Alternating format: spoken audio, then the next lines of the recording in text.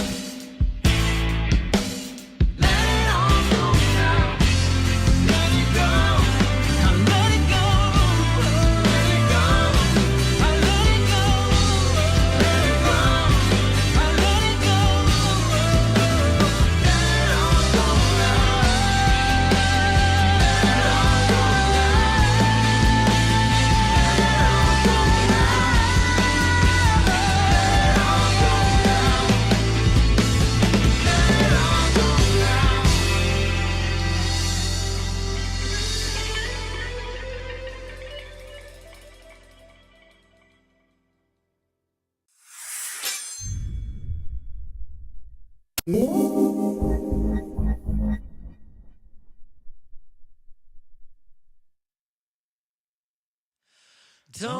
cry no more, my dear.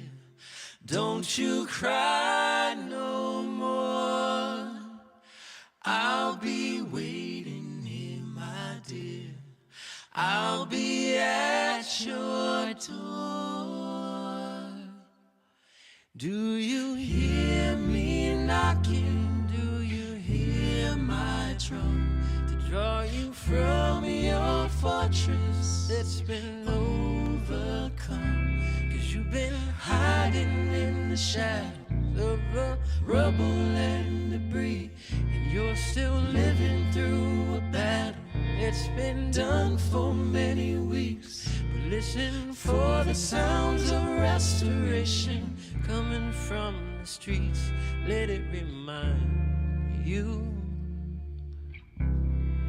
you're still alive.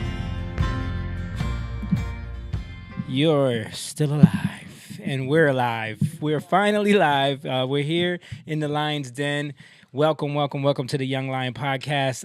We thank you guys for joining us. Shout out to all the people in the chat already. Make sure you guys hit that like button and subscribe on your way in. But you are watching Young Lion TV. Let's drop the intro.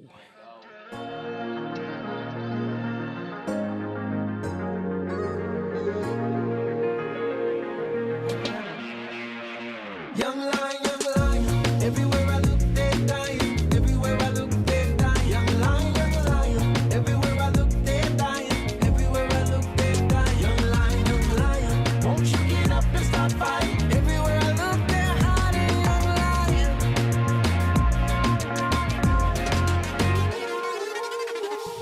That's right.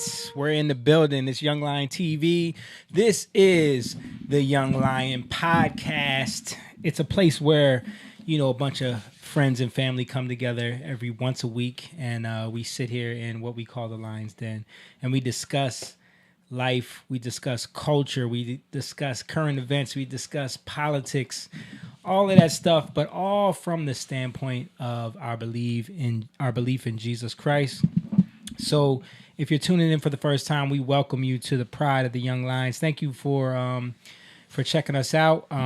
We go live every Tuesday, and we just talk a bunch of crap. We just sit here and have fun, talk about the things that we've seen. We used to do this all the time, just randomly. We would sit and talk for hours. So we sit in a circle and talk for a while. I wouldn't call it crap, but No, I was gonna say it's not crap. It's not, you know what I mean.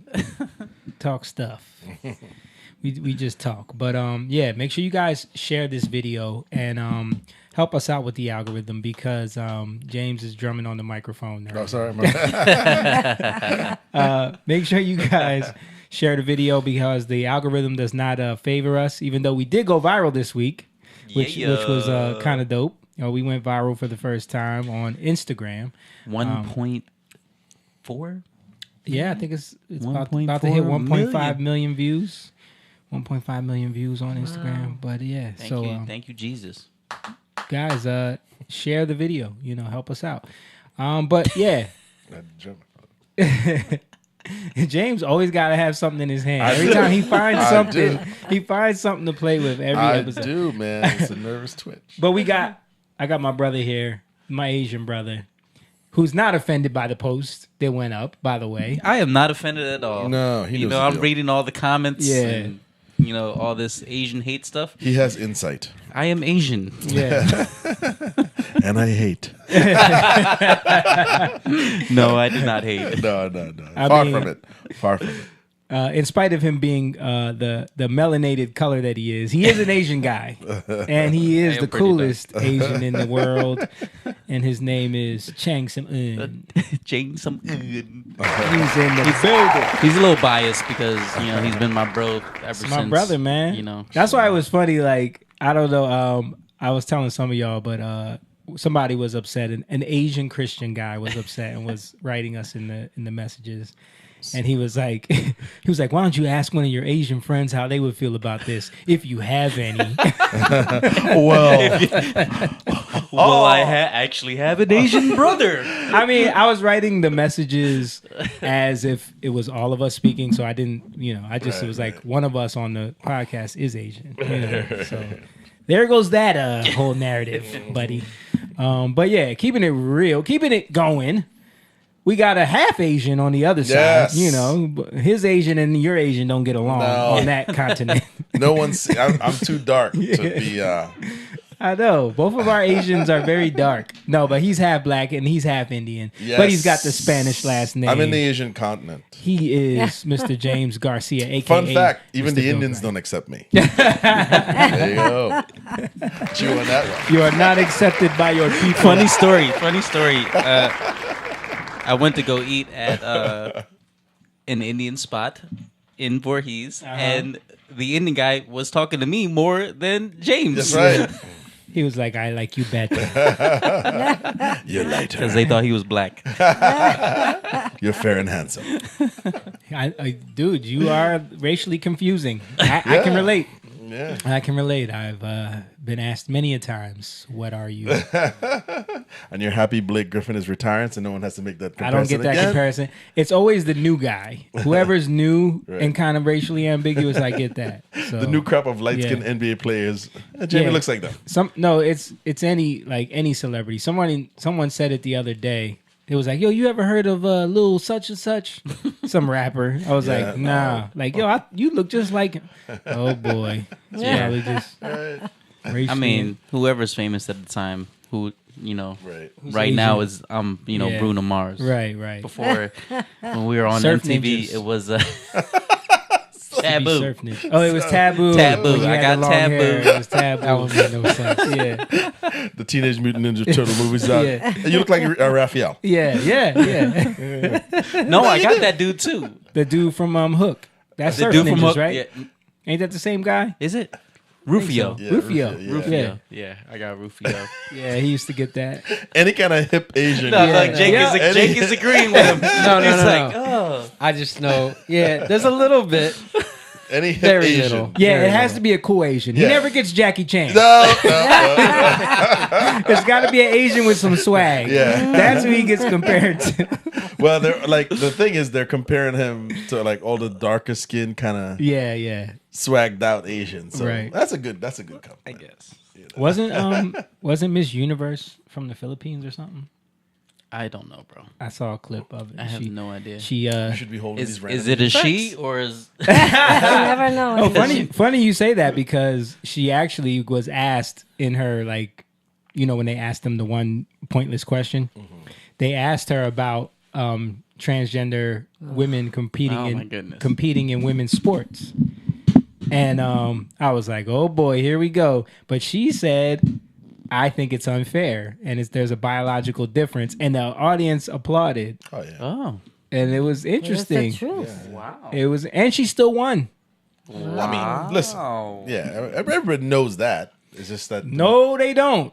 I think a majority of people know it. They just don't know how to respond. I'll say this. I think in the rest of the world, everyone knows that. I think in this country, you're being convinced that you are somehow a bigot or inferior or the But that's what it other. is. I think they're fearful of being labeled that. Yeah. I don't think they agree with it. I think people are just fearful of. They're tepid of what should I say? Yeah. Like I think that's over in this country. You're demonized if you have the view opposite of what's popular. So it's not that they agree. I think it's more they're very afraid of how they're going to be judged. Absolutely. It's like a white definitely. person's fear is being called a racist. Right. So they go above and beyond to be Yes, like, they I voted for Obama. Yeah, they don't want Yeah. to. You Yeah, know what I mean? definitely. So they, and now homophobia, Yeah. transphobia, whatever. Those words are recently new. Yeah, So- people throw that at us all the time just for Yeah, the you go. comments Listen, we you go make. on any forum and you go in the comments. It doesn't seem like they care about it. Yeah. They go crazy in Yeah. there. You know.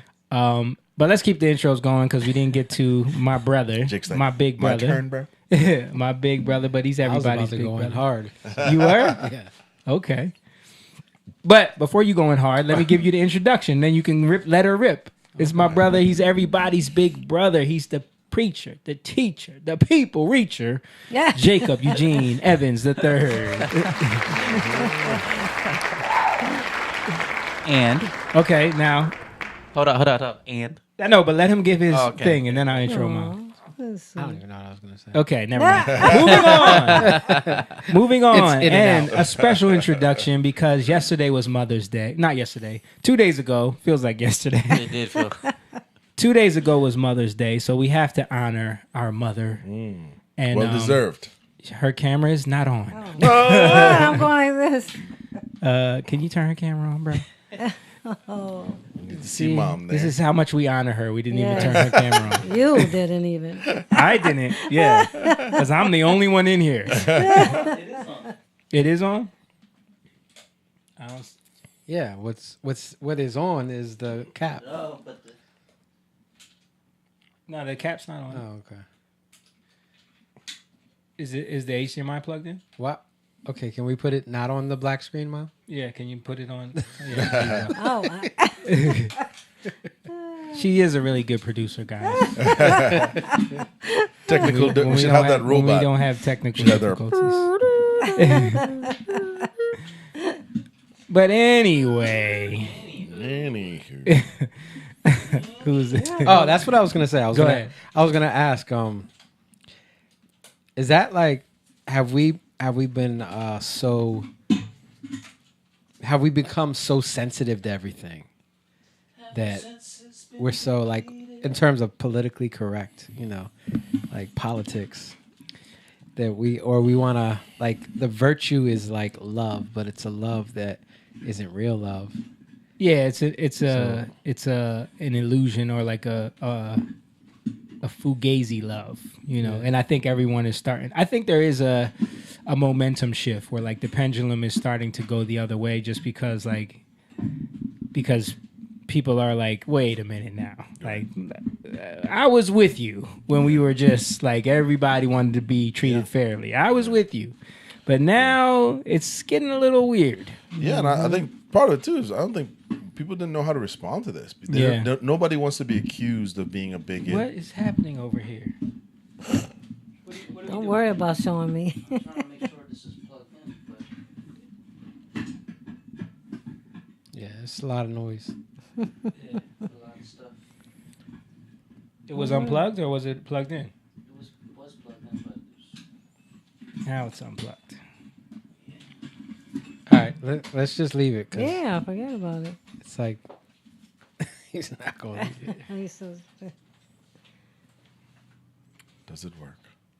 Dun, dun, dun, dun. Anyway, but I think the political thing is big. 'Cause so many people, the moment you trigger them with you're racist, Yeah.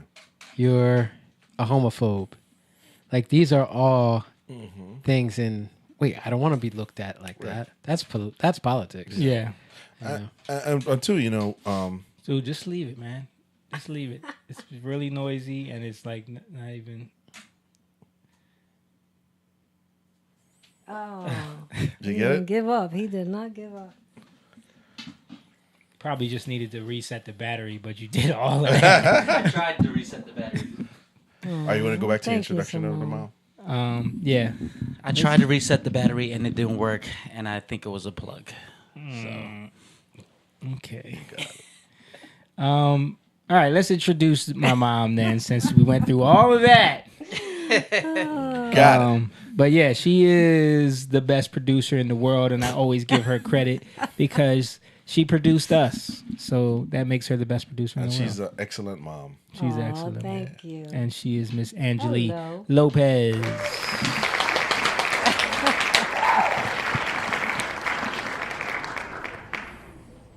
We had a good time over the weekend at our niece's birthday party. Yeah, it was a great time. Yeah. But yeah. So back to what you were saying. I was just saying that we've gotten too politically correct to where everybody wants to prove themselves that they're not that way, or they're this way. And that becomes, you're so worried about how people perceive you that you're a coward. Yeah. We become cowards. You don't stand for anything. You wait for the masses to tell you what to think about things. And then you do things so you can prove that you're a nice guy, or Right. but then when you get put under pressure, you crack because you have no standard. Right. Plus, two, this is the United States, America sets the tone for the rest of the world culturally. We're one of the very few cultures that through TVs, movies, documentary, we could see our past, and we could see where the shortcomings were. We could see segregation, women's rights. We could see a lot of things. The wars, Vietnam. Our history is very documented, and what has happened, I feel, is that throughout time, with the benefit of hindsight, people saw that maybe they were wrong, maybe their parents were wrong or on the wrong side of certain issues, and they don't want to be wrong, so they're left in this place of where do I stand? So now they're overreaching to compensate from where their parents would have been like standing firm on something that they believed in years ago. Now they're tepid because they don't want to be on the wrong side of history, Right. and so now they go back and they want to please everybody. They're more into trying to please the crowd than actually look for truth. You know what I mean? So you take something like Muhammad Ali, right?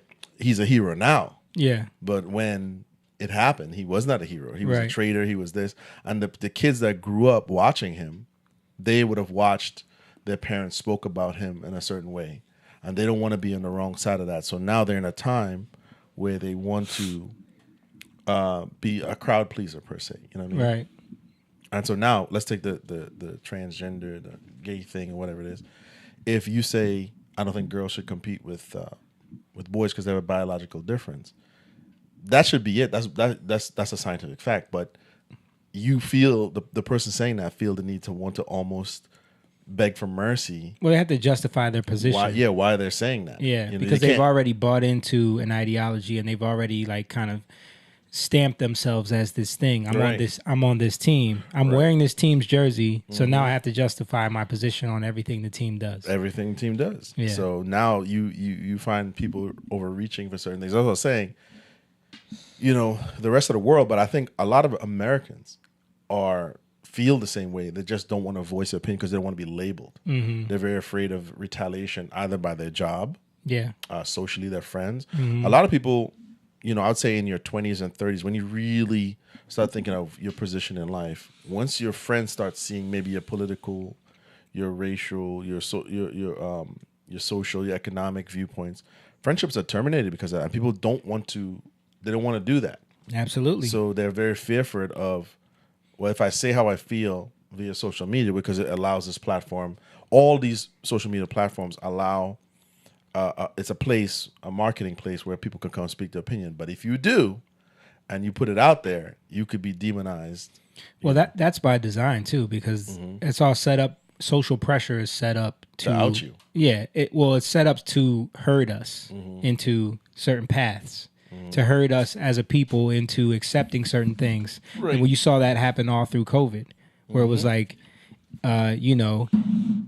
shame anyone who's not wearing a mask. Shame anyone who doesn't want to take the vaccine. Shame anyone who doesn't want to just go with the official narrative who's saying, well, I mean, the lab thing kind of makes a little bit more sense than people eating bat soup. That's you true. know what I mean? Like anyone who said any of these things, you have to shame them or make them feel like an idiot and give them that social pressure. Even when, like, if you're not wearing a mask, you see people out in public.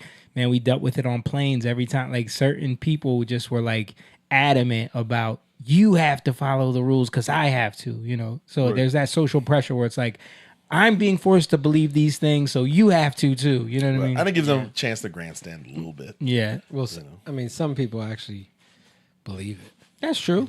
I still see kids, like when, I don't know about your school, but I know my kids' school, there's still kids that go to school with masks on. Oh yeah, when I was dropping off Aria, I was looking at the playground and there's a kid with a mask, and I'm Yeah. like, oh my goodness. Yeah. Yeah, it's not that many in her school. Like a couple here and there. Yeah, there's not that many, but the fact that they're still wearing Yeah. masks, like Yeah. there's a problem there. Like The fact That's their parents- parents. Well, that's Yeah, what so I'm your saying. parents, Yeah. yeah. That's- That's what I'm saying. It's Yeah. they put that fear in them, Mm-hmm. you know, Yep. to make them feel so. But the parents might be doing it because they really love their kids and they believe what. But again, like Our friend's family. I think it's irresponsible. So they'll look at you like you're irresponsible. Yeah. But it's actually irresponsible not to actually like research things and find out what's going on in Right. your life. So that's when you're being told everything and you just go with it and you accept it. Trust the experts. There you go. You're trusting, but you're not One looking of the at phrases that they used. you're not looking at how many times they lied, how many times they got it wrong. Or how many times through history that we know of that's documented. Like Those so- people aren't interested in that though. You could tell them that, they could care less. But it's just, to me, that's what he's saying. Like, Yeah. it's irresponsible for you to, like, if there's someone, if we were all related to someone, we had that family member that every time they come over your house, they steal something. When the next time they want to come over your house, are you going to just let them walk around and not pay attention? Are you going to, like, If you do, if you even allow them in your house, yeah. you're going to be watching them. You're going to be on them like a hawk. if you let them in your house and they steal something, can you be mad at them? You can't be mad at them. You're not a victim anymore. No, because I, you know. I steal Jamie's food all the time. That's different. Food is up for grabs. I'm talking What about. did, what did Biden say? Shame me once. No, that was No, that was George Oh, Bush. that was George Bush. Sorry. Shame me Shame me once. once. Shame on you. No, it's fool me once. Shame yeah. on me. Fool me twice. Can't fool me again. Can't fool me again. Out the park. Shout out to Emma in the chat. He said, "Greetings, guys." What we can't do though is, we can't return the energy they return to us. Yeah. So if they want to wear the mask and they want to, Yeah. Yeah. You have your right to. You have the right to live the way We're not you going to wanna shame live. you Yeah. for wearing the mask. That's the difference. I think that people understand that when we're not going down the road. Well, looky here. Looky here. Look The who's late. black guy is late. We were just talking about people wearing masks. And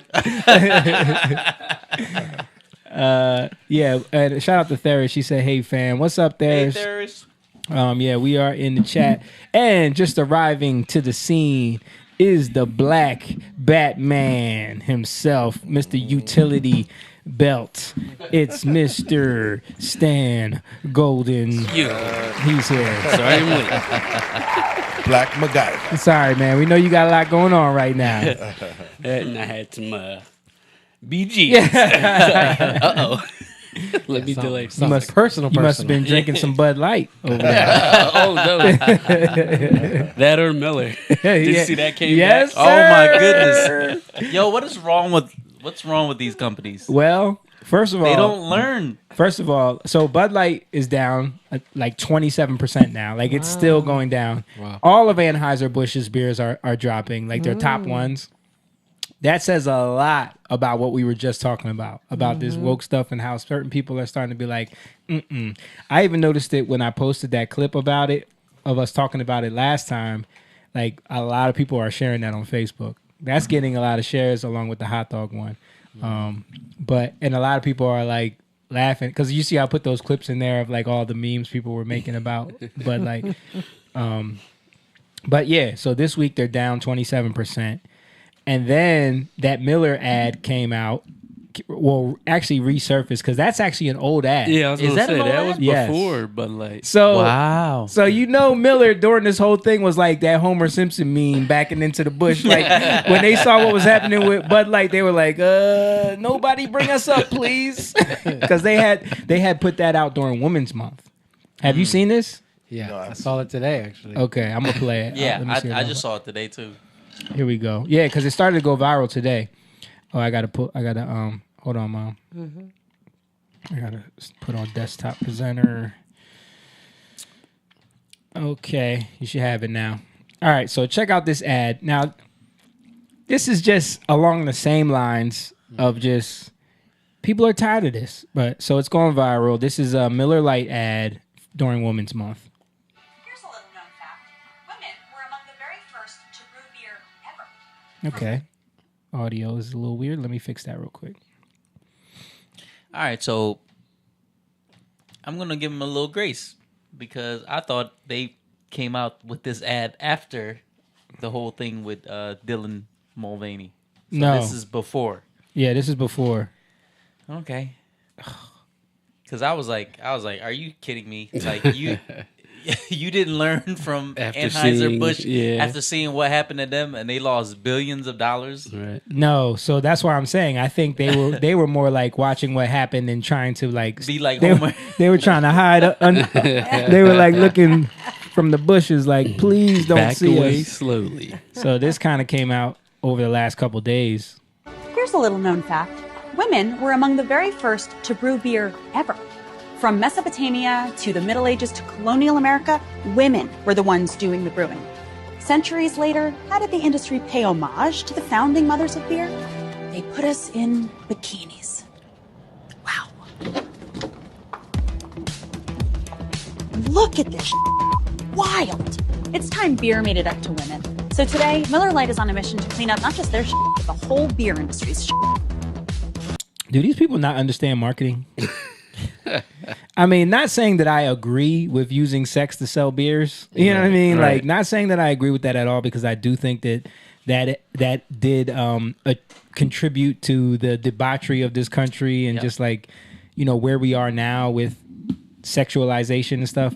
But they don't understand marketing because it's like, okay, women may have been, maybe, even if that is true, if women were the first ones to ever brew beer, who is drinking it? I doubt it.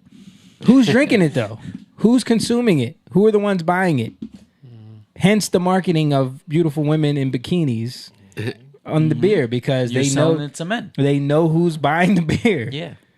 And they didn't put y'all. These women got paid Exactly. to do all And that. as far as I know, it was like a contest. You send in your headshots or whatever, and you know they put you on the Not only that, women have been wearing bikinis for Right. 100 years. right. You know, like women wear bikinis because they want to.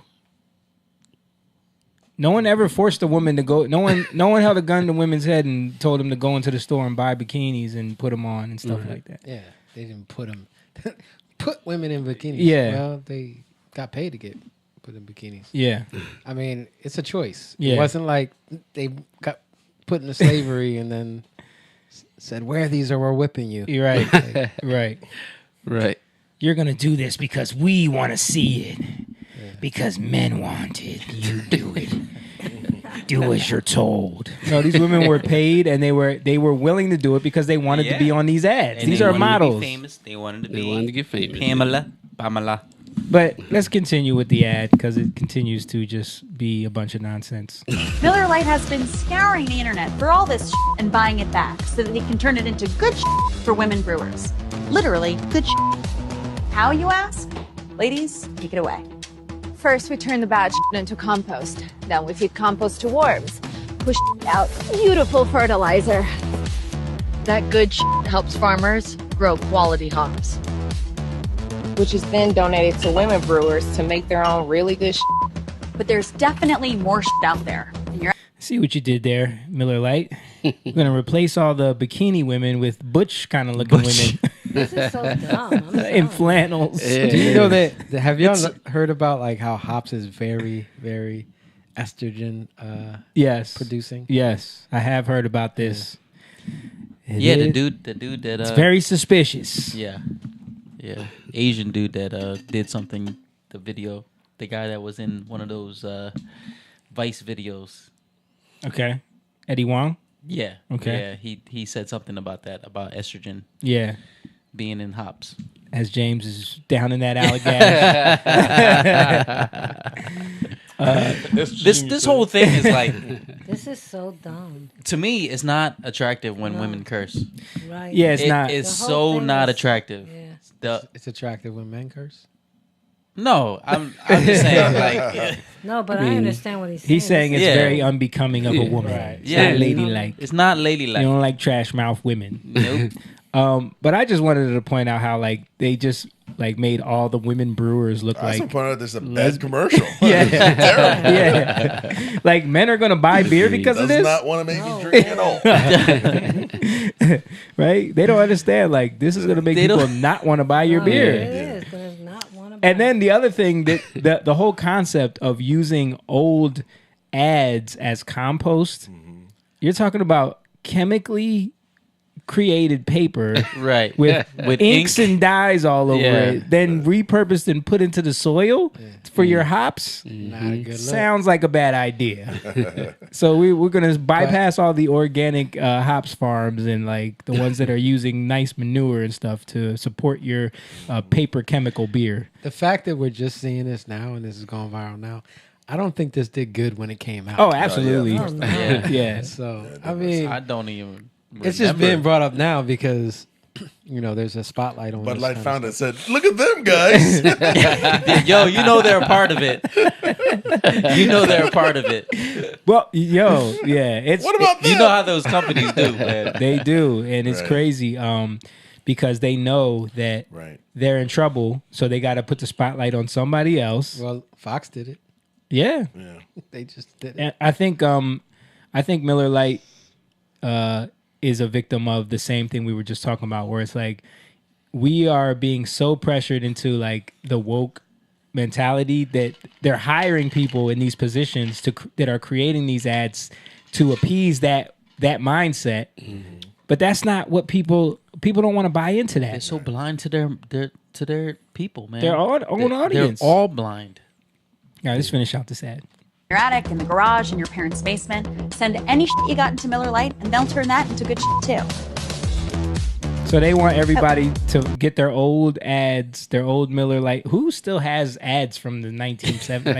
Like, Some people just collect that type of stuff. Yeah. But that stuff so is, do you is think worth money, though. So the ones that are collecting it, let's just be real here. The ones who have taken the time to collect some from 1975, a Miller Lite ad with some bikini chick in it, he's gonna just hand it over Nope. to this. Nope. They ain't think this No. stuff through when they did it. It's a terrible idea. Terrible idea. And, but and who is this girl? she's from a TV show, I remember.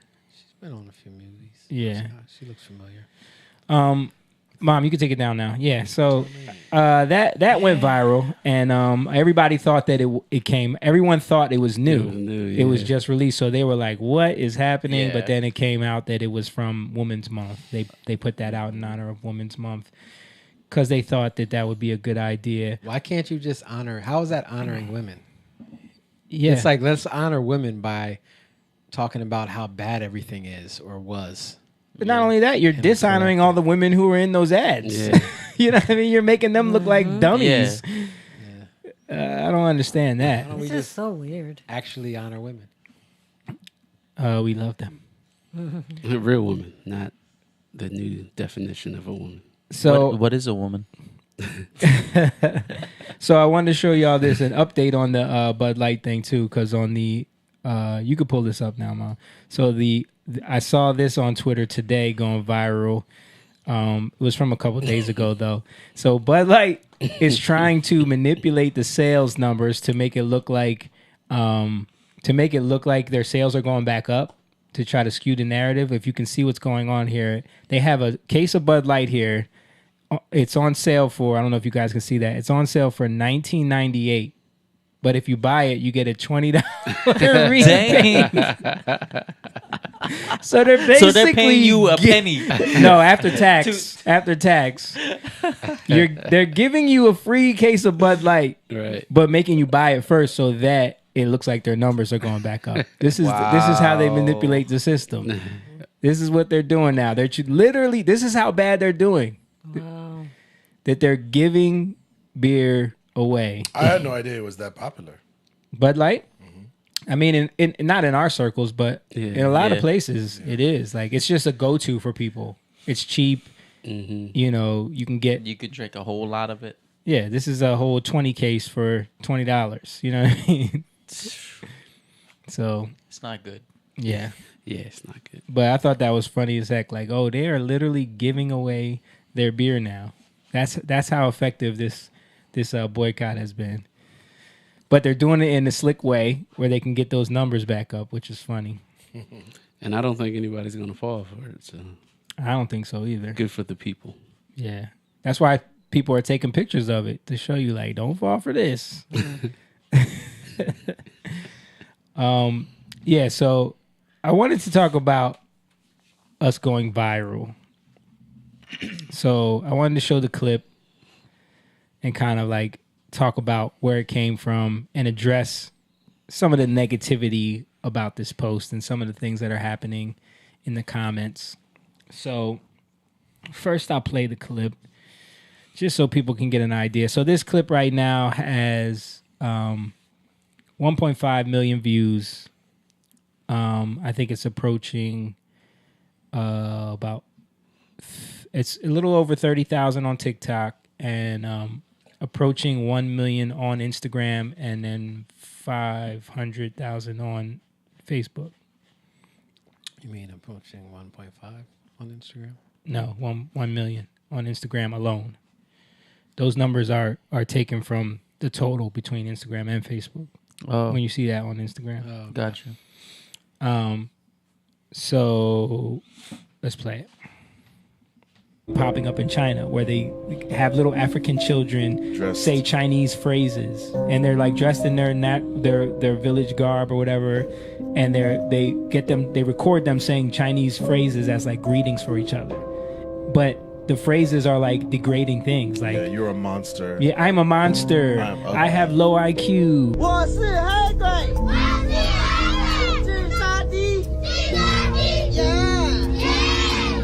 And then these videos get sold and passed around in China, and they were interviewing the villagers and the little kids that he uses because he pays them like $50 a week to make these videos, and they make them all day long.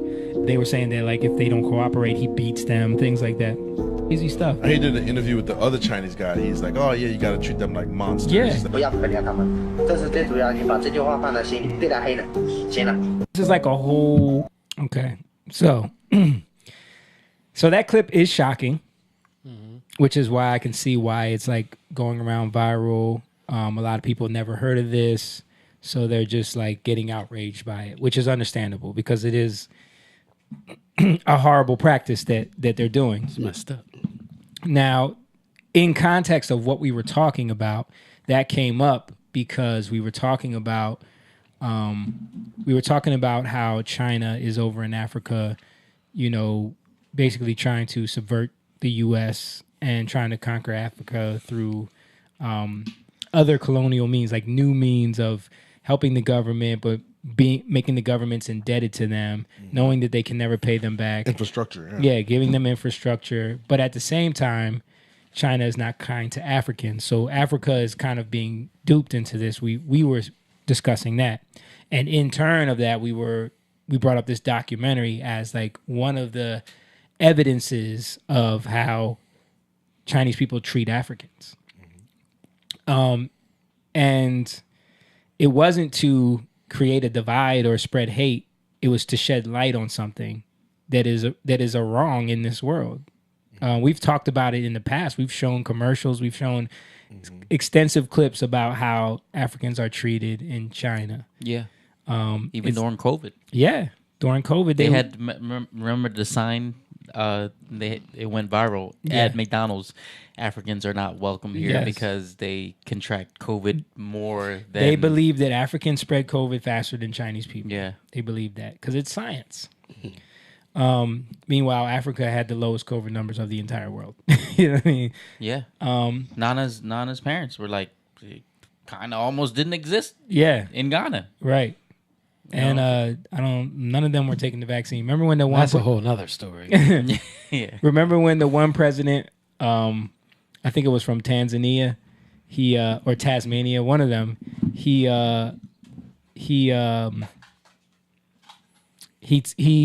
COVID tested a melon or something. Yeah. You remember that? Yep. And a goat and something else. Like, and then he sent it in, and it came back COVID positive, and he went on TV talking about how like this is all fake. But yeah, so I think there is something to be said about how they're being treated in China. It wasn't to create like animosity between groups. That's never the intention here. It was just about speaking the truth about a situation. I think other people, there's a lot of issues with hate and with divisiveness in people's heart and with in-group think, especially in this America, especially in Black culture. We have this tendency, because of all of the trauma that we've been through, to want to lash out at everybody else when we see injustices. Our first thought is to like, oh, you know, if I was there, I would kill them. You know what I mean? Because I was seeing a lot of that in the comments, or saying like, we need to go beat up Asian people, you know. And I just want to make it clear that nothing about this platform is about that.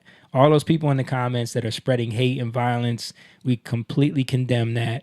We don't want nothing to do with that. That has nothing to do with God. That has nothing to do with what we believe in and what we're about as people.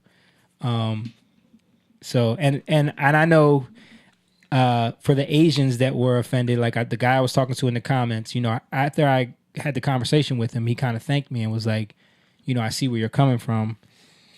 And I told him we would address it, so that's why I'm addressing it now. Right.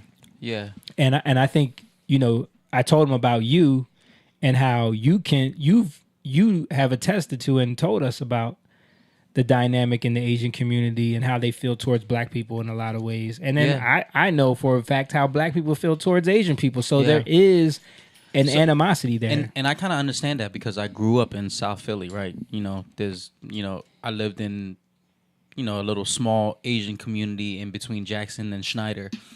And I had to go, you know, to summer school because when I came there, I didn't know any English, so I failed first grade. Right. I went straight to first grade, but I had to walk through the Black section. Mm-hmm. And guess what?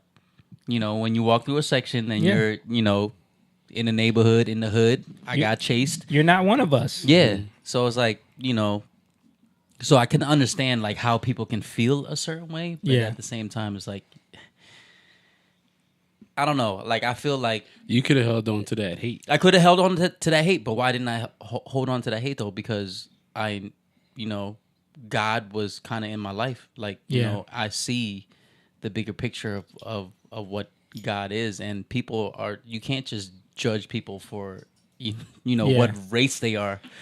You know, because I say it all the time. Like, yo, like sometimes, like my people, the Asian people, they have like the most hate for certain races. Yeah. You know, but it's like... And a lot of times it's other Asians. Yeah, I was going to say. Against other Asians. Yeah. Yo, like the way they look at Cambodians, we are the Blacks of Cambodians. Blacks of Asians, you mean? We're the Blacks of Asians. we're and it's like, you know, there's hate in all spectrums and I think life. It also... Some of your perspective also comes from where you came from, and the fact that your mom saw her own people oppress them. Yeah.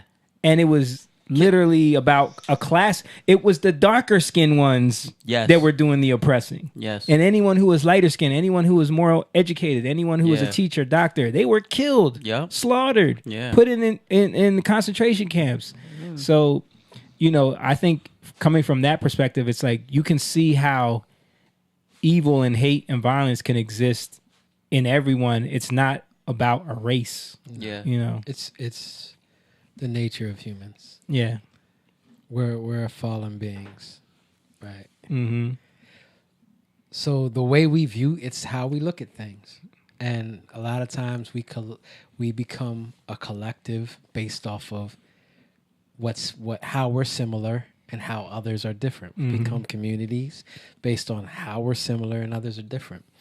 And when you can learn to live outside of that, a lot of times you're the minority. Yeah. So people will look at you like, well, how do you talk to them? How do you do? And you're going to see the flaws in you're going to see flaws, right? With different people. Like me and Jamie grew up. I was just talking to a guy about this, like, yeah, my dad's black, mom's Puerto Rican, Spanish, and Italian. We had a Irish stepdad. Yeah. Y'all mix as heck. Yeah. And we grew up around Irish people, Irish Catholics. Yep. And that was a whole different culture. Yep. Right. But because we were young, we learned how to move in that. Because we were young, we knew how to move in our Puerto Rican side, our black side. And we were looked at crazy by all sides. Right?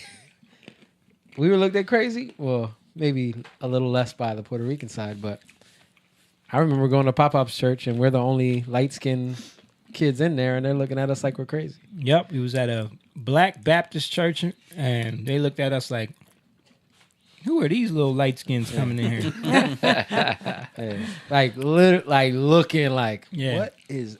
I was probably like 5 years old and I knew. And same thing like Moan's story, like even going to school in elementary school, our babysitter lived in the black area of Sicklerville.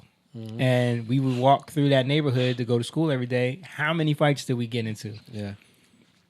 Like just because we were... It's because we look different. Yeah. And we talked about this before. Like there wasn't that many mixed kids around when we were growing up. Yeah. So all the black kids felt like we weren't a part of their crew. So they would just want to fight us. You know what I mean? Like kind of put us in our place, I guess. You know what I mean? So we fought a lot. But do you look at that and use, like, where do we fit? Right. We don't fit anywhere. So I can't say it's black people. I can't say it's white people. You can't. Because if I'm around the white people, I see how they talk about black people. If the first time I was ever called a nigger was from Nick Gator, who lived 2 doors down. I was 6 years old, and this family just moved in. They were called the Gators, I remember, and they moved in two doors down from us. Saw the whole family move in. Me and Jake are little kids, and we live in a neighborhood that's very mixed, culturally. Like there's white kids, there's black kids, even some Puerto Rican kids around here and there. So we were friends with everybody. We all played together. We would run out in the streets, play soccer, play baseball, whatever. So these kids, this family moves in and we see that they have a son that's our age. And we're like, cool. Let's go ask him if he wants to play. So we go over there. Hey man, what's your name? You want to play with us? And I saw him he looked over at his mom and dad, and he was like, I don't play with niggers. Just like that. Oh my God, really? Wow. Just like that. Oh and I remember hearing that, and I was confused. Wow. I was like, what? What is he talking? It's like, what are you talking about? And I remember that feeling of did he just say that? That was crazy. That was my first experience. So you didn't know, have you never heard that before, or I don't know. I can't remember if the feeling of I don't know what that word means. I think I did. I think I knew what it meant. Yeah. And I think I did. And I think it was just a shock of wow. I didn't think people still said that. You know what I mean? I didn't I was so young. It was did it apply to you too as well?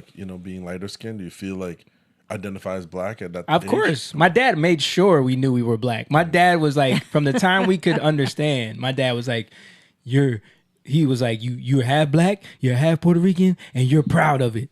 You remember that. You know what I mean? He was always beating that into us, But that was to me, that was our dad, being a little, he wanted to make sure he was overly. Well, because he was basing that off of what he grew up in. Right. He's basing off of the racism that he saw. My dad went to Delsey, you know what I mean, as a black guy in that neighborhood in the 1960s, you know what I mean?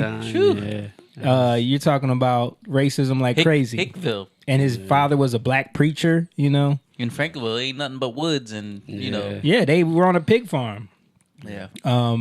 So I think from his standpoint, it was I'm going to teach my kids to not be ashamed of who they are, be proud, So going back to so our story, that's how he saw you, right? Right. But you can look at it I'm not even black. Not even I don't look like him, but you are inherently, right? Right. So it's really about what to even say that, like, he's prejudging you. Yeah. It's prejudice. Yeah, but how old was he? Same age, 6. Yeah, so he was Right. taught So that. Yeah. he wasn't. He was taught. That was taught, Of course. And he looked back at his mother, like Yeah. you said. So, But again, it's still prejudice. no, I Yeah. know. It's prejudice because he's prejudging you based off of what his parents have put in his head. It's not like racism to me is almost something to focus people on to get them Yeah. to not focus on the real thing. And you know what's crazy? This is the funny thing about that family that cracked me up, is because like the mom was like morbidly obese and the dad had schizophrenia. Yeah. So they were like this kooky, like crazy family. Yeah. But they looked down on us. You know what I mean? They looked down like we were inferior. They didn't last long. No, they lived there for about 6 years. No. Yeah, they did. Yeah, they did. Really? Mm-hmm. I don't know. I believe Jamie because he's You do you ever he talk to him? remembers. again? Remember, You never played with him remember again? the Huh? You ever played with him again? Never no interacted with them. So he never we played. would see. We he would never see played them. with anybody. Nope. I mean, Wow. maybe some of the other little white kids, but like how do not we- the ones we were friends with. So how do we know about their paintings? Remember the father painted Because some he crazy used to paintings? he used do to it outside. He used to do it outside. Oh, He used to take his little easel and his other thing. Like he was a schizophrenic religious guy. You know what I mean? He used to do these weird, creepy paintings of Jesus that he would do, on like out in front of his house. He would have set his little easel up with his paints and stuff, and it would just be creepy. He would talk to himself all the time. Like he really was schizophrenic. Like Right. Yeah.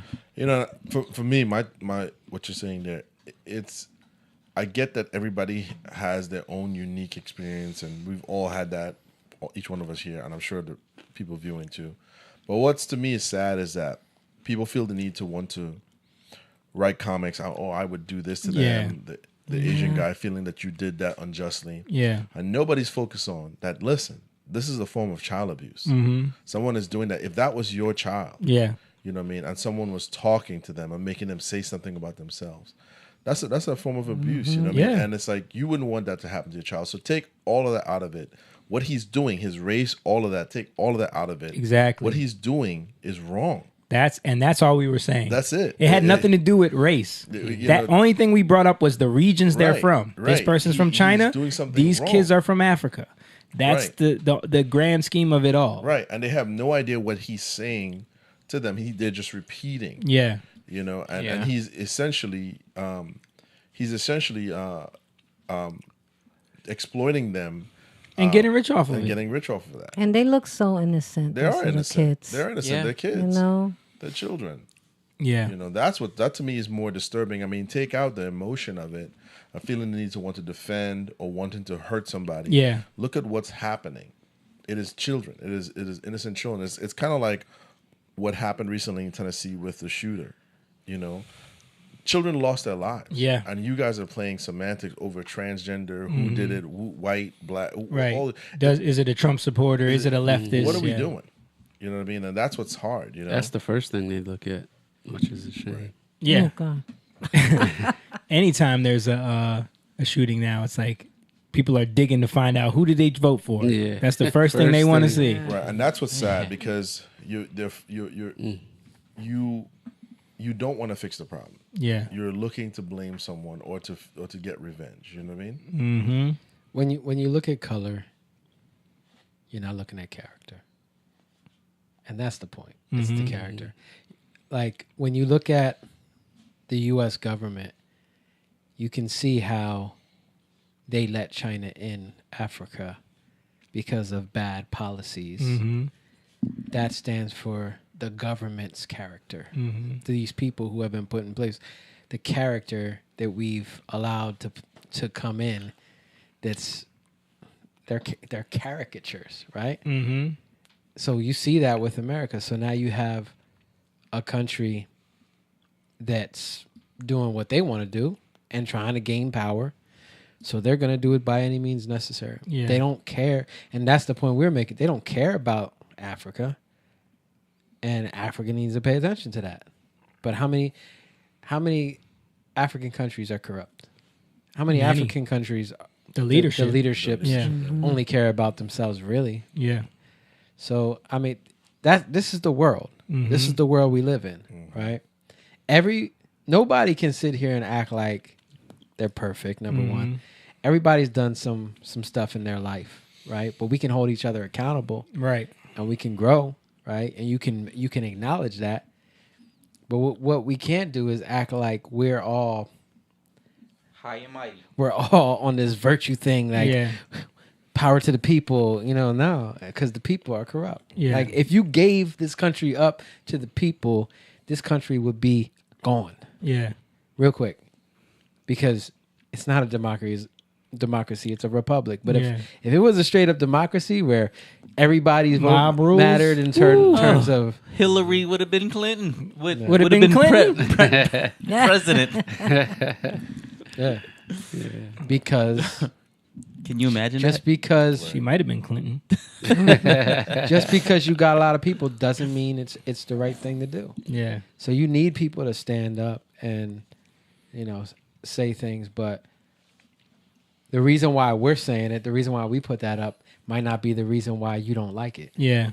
or it might not be the reason why You like it. you like it. And that's the other thing I wanted to say too, is like all those people that are sharing that clip because they think it affirms some hatred that they already have. Like I see a lot of people talking about, comments are crazy. Black Lives Matter.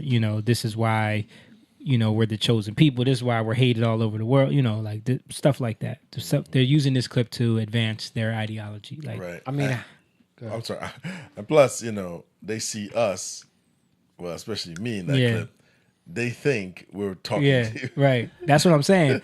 But then on the other side, I see a bunch of white people in the comments saying, Yeah, like, are they wrong? Are they wrong? China's right. Like they didn't say nothing. Where's the lie? Stuff like that. That's evil too.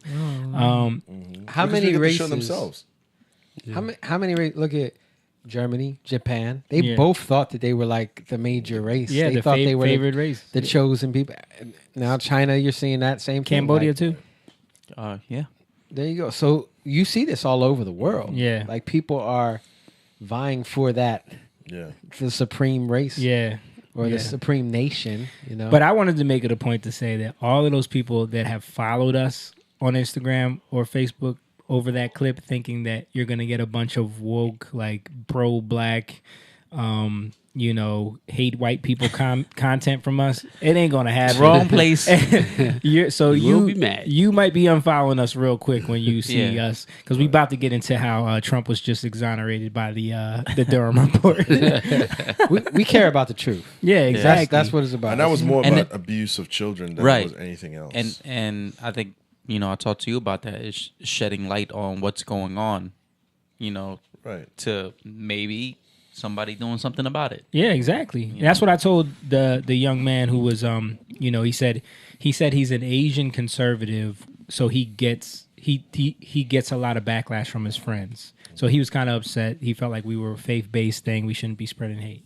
And I told him, I said, if you can't be honest about the tension between the black and the Asian community on both sides because of like the way they see each other, this conversation can never happen. Yeah. You know what I mean? And not just that, but if you can't be honest of what you're watching, Yeah. Yeah. and if you think that because in no way in that video have we ever said anything about Asian, aside mentioning that he's from China, but we Right. didn't specifically say Asians. Right. Asians That's what do. I said, Yeah. too. So it's not about You that. know? It's you're literally watching somebody. We just happen to say China because that's where he's from. Right. And like I said, But he these made it a children. point to say, yeah, but the comments are saying go out and hurt Asian people. Yeah. The Right. comments are saying, Asian people are terrible.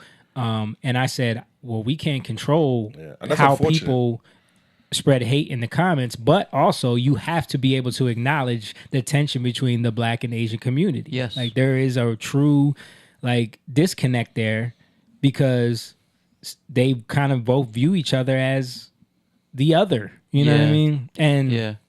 And that whole hashtag stop Asian hate thing. yeah. You cannot be watching the media because they're not going to tell you exactly what's going on. Mm-hmm. Because a lot of those crimes were, black people Yeah. robbing older Asian people who Or can't just defend beating them up. Yeah, sometimes. beating them up Yeah. for so it's like and then what we're living in today, it's always white supremacy. Yeah. So they're trying to spin that like the Asian hate is coming from the white side. Yeah. Is it? Well, I think that was another way for politicians on a certain side to push an agenda. Yeah. So they knew that they needed to get a talking point against Trump at the time. And Stop Asian Hate was the perfect one because it was able to attack him for the truth that he was saying about where the COVID virus came from. Right. So they were able to spin up a whole campaign around how he's evil and he's causing these things. But that's why we got to be able to look like you can see. That's why comedy matters, right? Yeah. In the right way. Like you should be able to make fun of your quirkiness. Yeah. Right? The things that Asians do that is like funny. Yeah. The things that black people do that's funny. Yeah. The things that white people do, like, and even in terms of that, like I'm saying white people, but it's more like now we just say white, but Yeah. there's people like who are Irish, Catholic, like we said earlier, Mhm. right? That's a different type of white person, right? Italians, Yeah. they all have their little things, and we could talk about it, and it's funny, but it's only funny in cultural context. Yeah. Right? But you don't have to be disrespectful about it. Yeah. You know what I mean? That's where you draw the line. But when you want to act like when you take it personal, that's different. When you take it personal, and that's what's happening with this whole LGBT stuff, and because people take it personal because they're connected to their identities, right?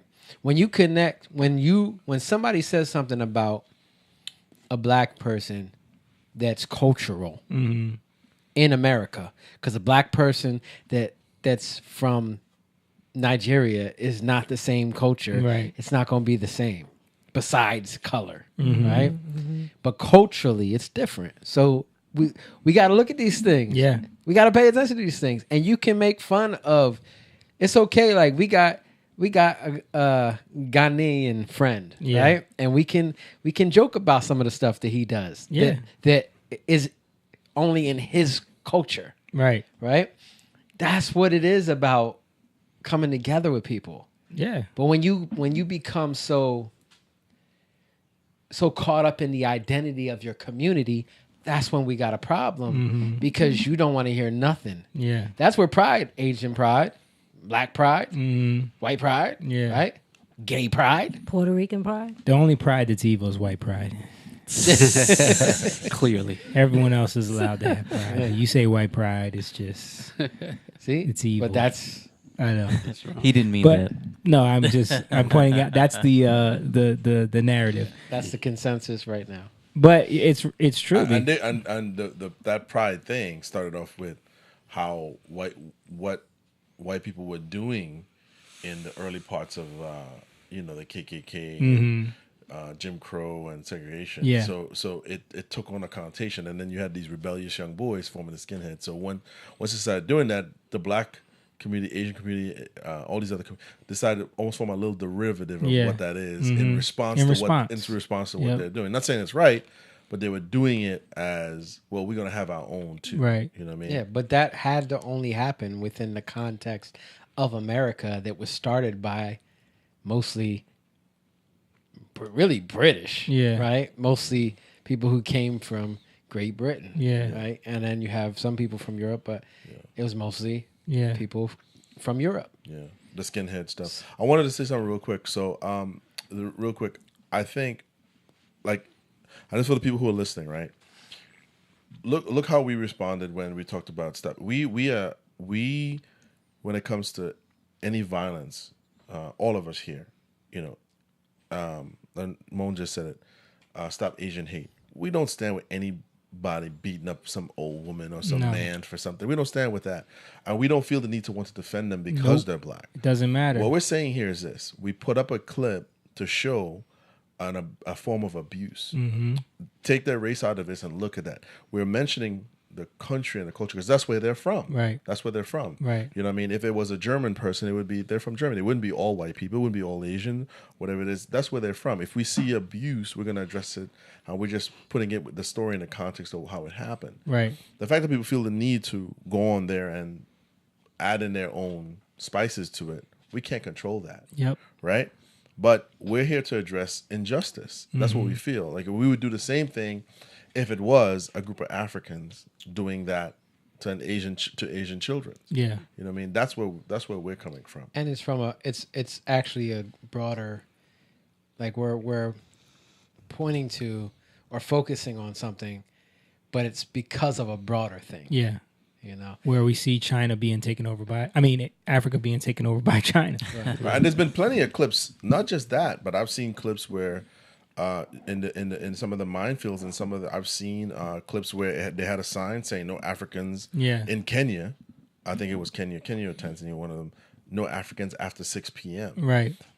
This is in their own country. Mm-hmm. You know what I mean? This is evil. Yeah. You can't have you can't do stuff like that. In Kenya, no Africans. There was a Chinese restaurant. Yeah. Oh. And it had a sign saying. And I saw a clip of a Chinese restaurant owner calling them monkeys and stuff like that. Right. This is in their country. Yeah. And they had a sign saying no Africans. So these things have to be pointed out. It doesn't mean that we hate Asian people, but that's injustice. That's wrong.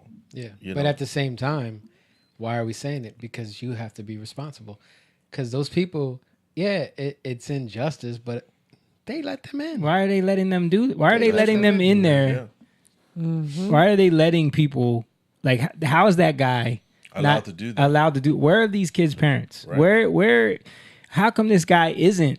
Right. And ran out of town? Yeah, that's more of the leadership that you've allowed your people, to be so poor that they're being Right. exploited. You know what I mean? Right. Yeah. You're not going to say stuff when you feel like your livelihood is going to be taken away.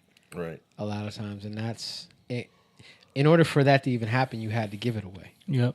Right. So it's a process. You open the door for your children. It's like like I said, it's like letting your children being watched by a known molester. Yeah. Not equating them. I'm just saying it's being vigilant. Mm-hmm. You know what I mean? Like, if you're a vigilant parent, hey, Yeah. I don't know you, I don't trust you, whatever. I mean, you're not coming in here. Yeah. And sometimes we make mistakes and we do stuff that we shouldn't do, but we got to acknowledge the mistakes we've made. Yeah. So that we can move forward and grow from it. Yeah. Yep. It doesn't change if we keep denying it. Right. Right. So all that to be being said to say, we know that clip went viral, and we know it. We know it went viral for a reason, because it was attached to a lot of divisive thought, which we don't stand for. So anyone who followed us trying to push that type of thought, or who is a race hustler, or who is involved in any kind of hate, if you're on any side of this thing, you can go ahead and unfollow, because you're not going to like this content anyway.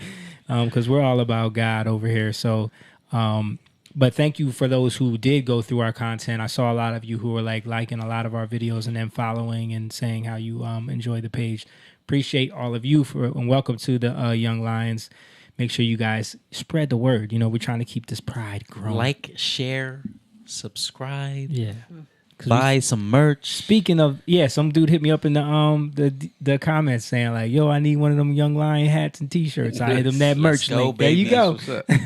Yeah. But yeah, we're about love over here. We're about God over here. True love, what real love is. Yeah. And we were talking about, all the prides, the black pride, the white pride. No, it's all about that Young Lion pride. The pride of the Young Lions. The Jesus pride. What does that mean? Huh? Get up in here. Well, a pride is just the term that is used for the community of lions. Right. You know what I mean? So that's all that But means. it's actually the pride of God. Right. Yeah. Right. Pride of the Lord. This is where the pride meets in the den every Tuesday night. This is where we all come together and gather and meet and talk about what's going on. Talk about things that we think are relevant for people to, because a lot of it is also about waking people up, breaking those spells that have been,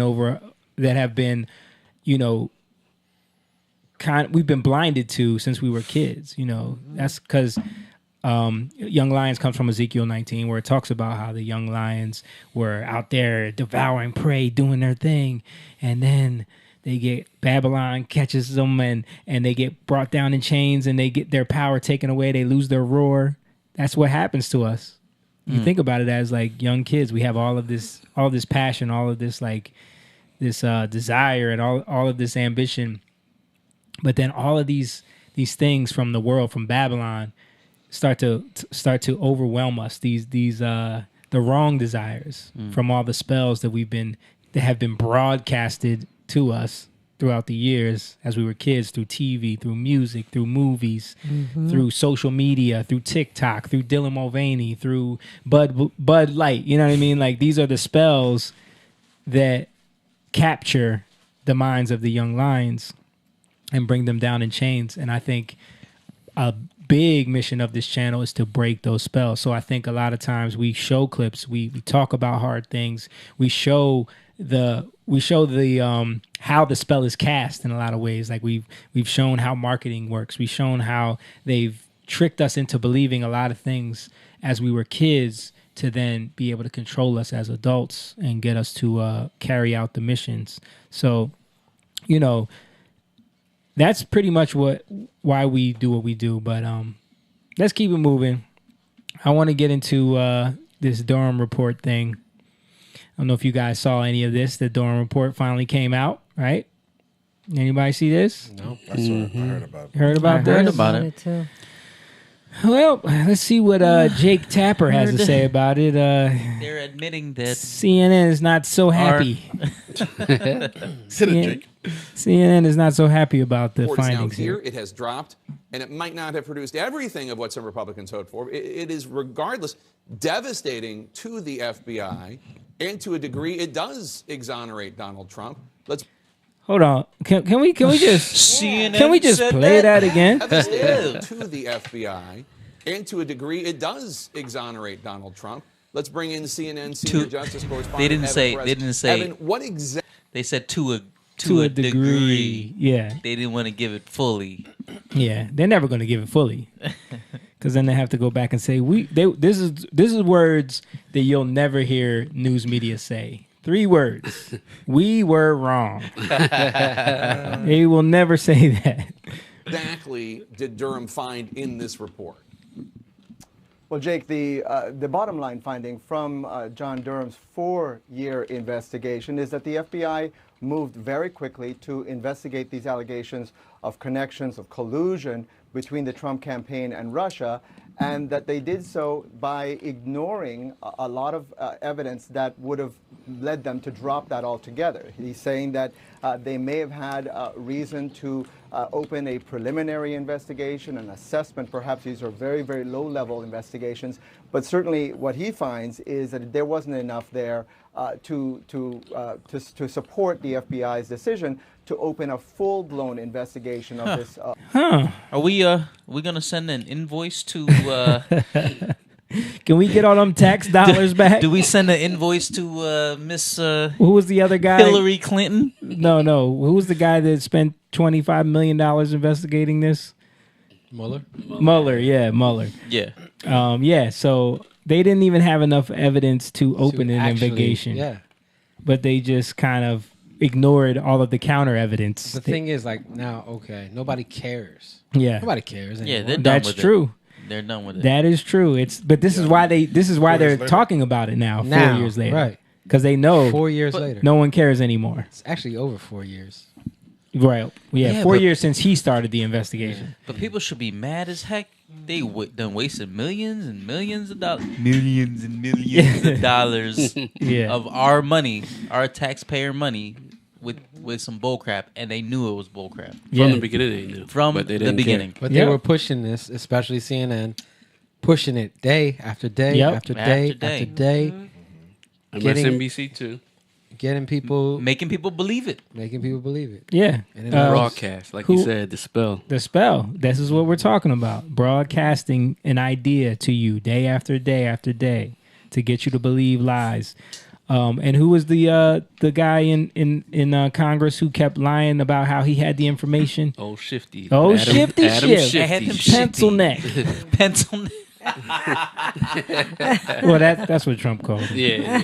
But yeah, When people are quick to be angry and like when people are quick to be, short-tempered or they're quick to like judge, right? And you don't have all the information.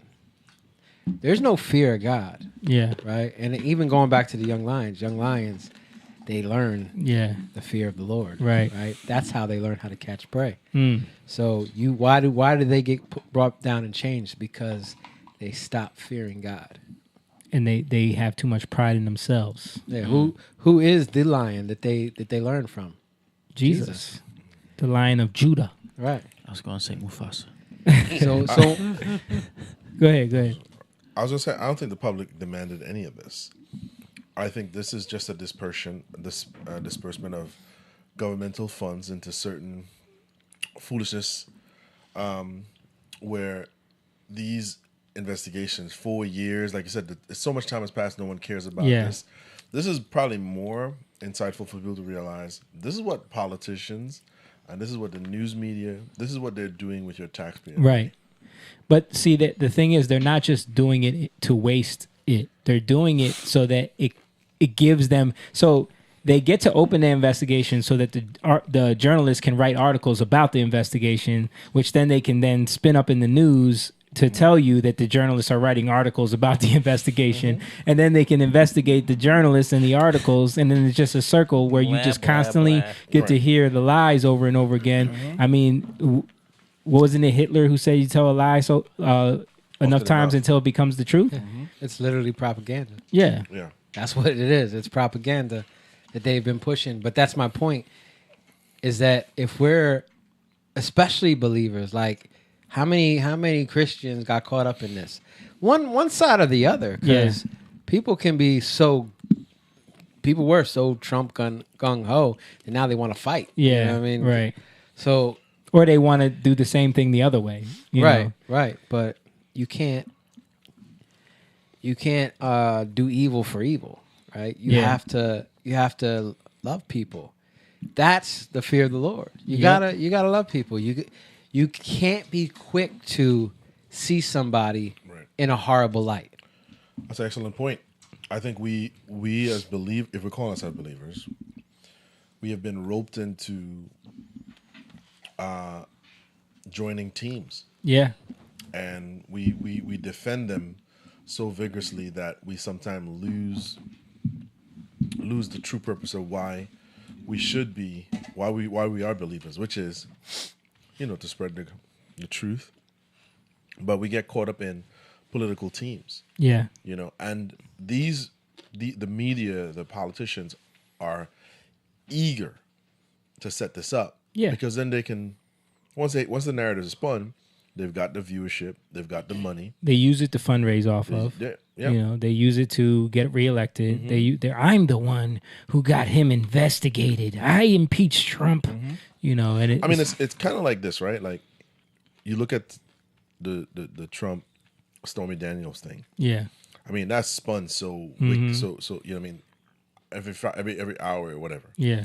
No one is saying that she's losing every case. Yep. The same media that's reporting that he's going down, they're not saying that she's been ordered to pay him.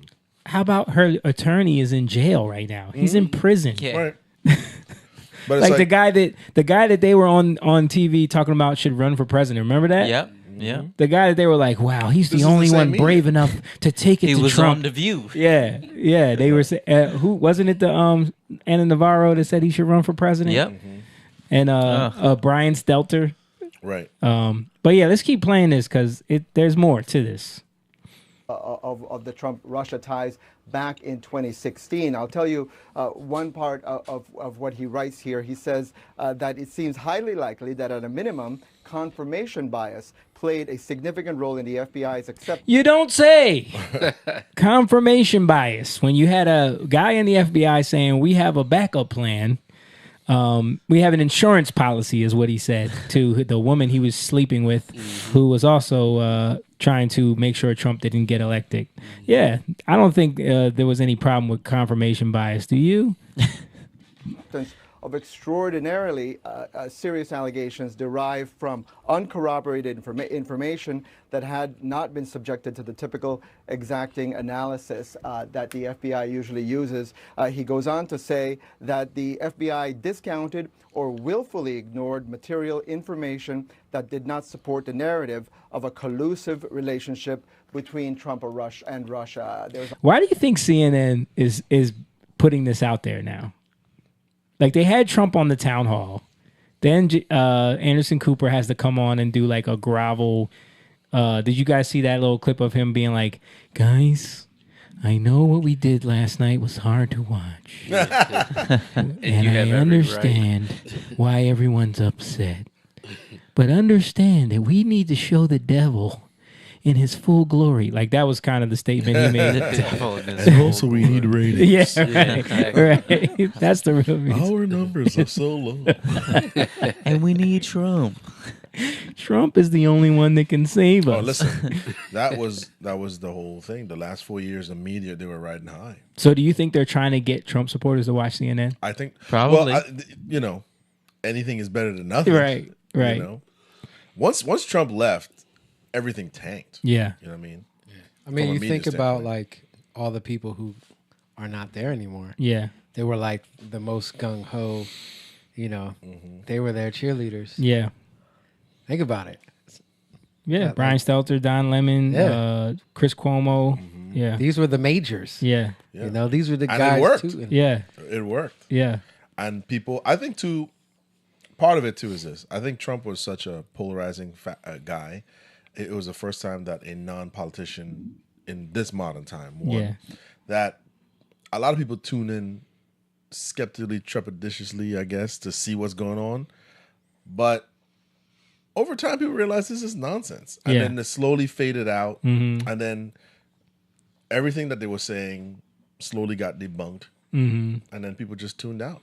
Yeah. And then these guys, all the ones that's been fired, who had been spinning that narrative for all that time, their high salaries, everything that they were earning from them wasn't worth what I guess they were paying them to do. Yeah, well, a lot of them had to. James Comey got fired. Like, a lot of them had to step down because they have contracts, and they got caught in all of this. Mm-hmm. I think the FBI. Matter of fact, in this clip, the FBI basically admitted, to all of this. Mm-hmm. Like, I think they mentioned that in this clip. But you know what this proves, though? That the president of the United States really doesn't have control over these agencies. Mm-hmm. Oh, absolutely not. You know what I mean? They were actively trying to get him impeached the whole time. And it also proves that former leaders can be in bed with heads of state, heads of directors. They can have alliances with them and loyalty with them that goes beyond the alliance of the United States. See, I think what it is like people always talk about the deep state and Alex Jones, the deep state.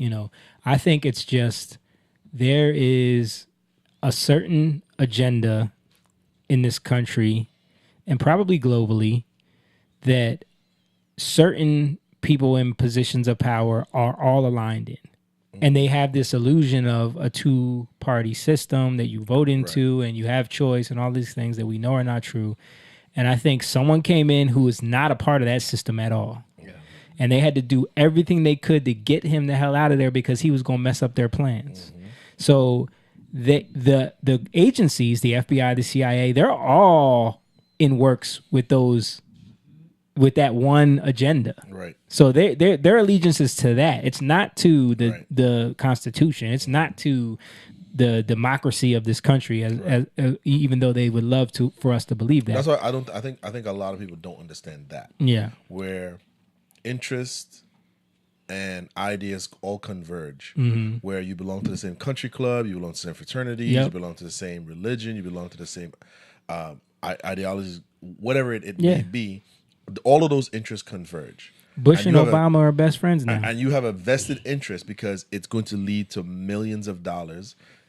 Pharmaceutical companies, the war machine, whatever you want to call it. Those things they don't want their phony baloney jobs to Yeah. go away because it's legacy building. Mhm. You are career politicians. Your kids are in this. When you leave as a senator or as a governmental official, you go and sit on the board as an advisor Mhm. to pharmaceutical companies or the war machines or whatever it is. Climate change. Whatever they may be. Yeah. And people don't know that. Yep. I think it just boils down to very simply hope, faith, love. And it's because, like, if you put your hope in the wrong thing, you're gonna get the fruit of that. You're gonna reap that. And their job is to get people to hope in the wrong thing. I'm talking about, like, not everybody, but I'm saying the majority. The majority, they're trying to get you to hope in what they want, their own intent. It's selfish desire, right? And if this is a slow process, everybody doesn't start out this way. But if your ambition and your hope is to change things, well, then that's a lower, because you put that on yourself. I'm gonna do this. I'm gonna be the one. If you look just like the music industry, if you look at the music industry, there's gatekeepers. Politics, gatekeepers, right? Any industry, there's gatekeepers. You can't come in here unless you come correct. You come in the way they deem fit. Right. Right. How the way you gain favor to gain access, you got to put your hope in God. You got to trust God. So people, like, if you just look at left, right for a second, and you look at why this whole thing can't last is because, and I'm talking about CNN and the whole media thing, the reason why it didn't last and why they got humbled was because you're giving some people something to hope in, and it's not real, right? And you can only keep that up for so long, right? To the point where people start saying, hope deferred makes the heart grow sick. Right. Hope deferred makes. That's what happens. You see on the other end, Q. Yeah. Right. The whole Q movement. Yeah. Hope I think deferred they're makes the still heart grow saying Hillary Clinton is locked in a dungeon somewhere, getting ready. But what happened? Yeah. All those people. Oh no, you don't understand. They just keep on. Yeah. They're putting. This is happening because. They're rounding up. The real Joe Biden is in Malaysia right now, and because you want these people who are doing some things, you want them to be held accountable, but you're not trusting God, right? So you're actually giving up your hope in God for something lesser that you think is good, but it's actually not good because it's not God. And I think we do that a lot. We think we're doing something good, but we're not. We actually got duped. Yeah. And that's hope, faith, love. Because you're not, once you know you're duped, you ain't loving no more. You're not really loving. You're actually hating. Right. You see, and you start seeing the fruit of that. And that's what you're seeing with a lot of these Q people. Yep. They're like, they want it so, they're hoping so bad that they start hating these people. You can't, that's where you go wrong. And they hate anyone who doesn't agree with them. Even if you do agree with certain things, but you don't agree with everything. Trust the plan says. They hate you too. That's why I had to be careful even for me on the personal side was what during Trump's presidency was that noise. It was just so much coming that you're like.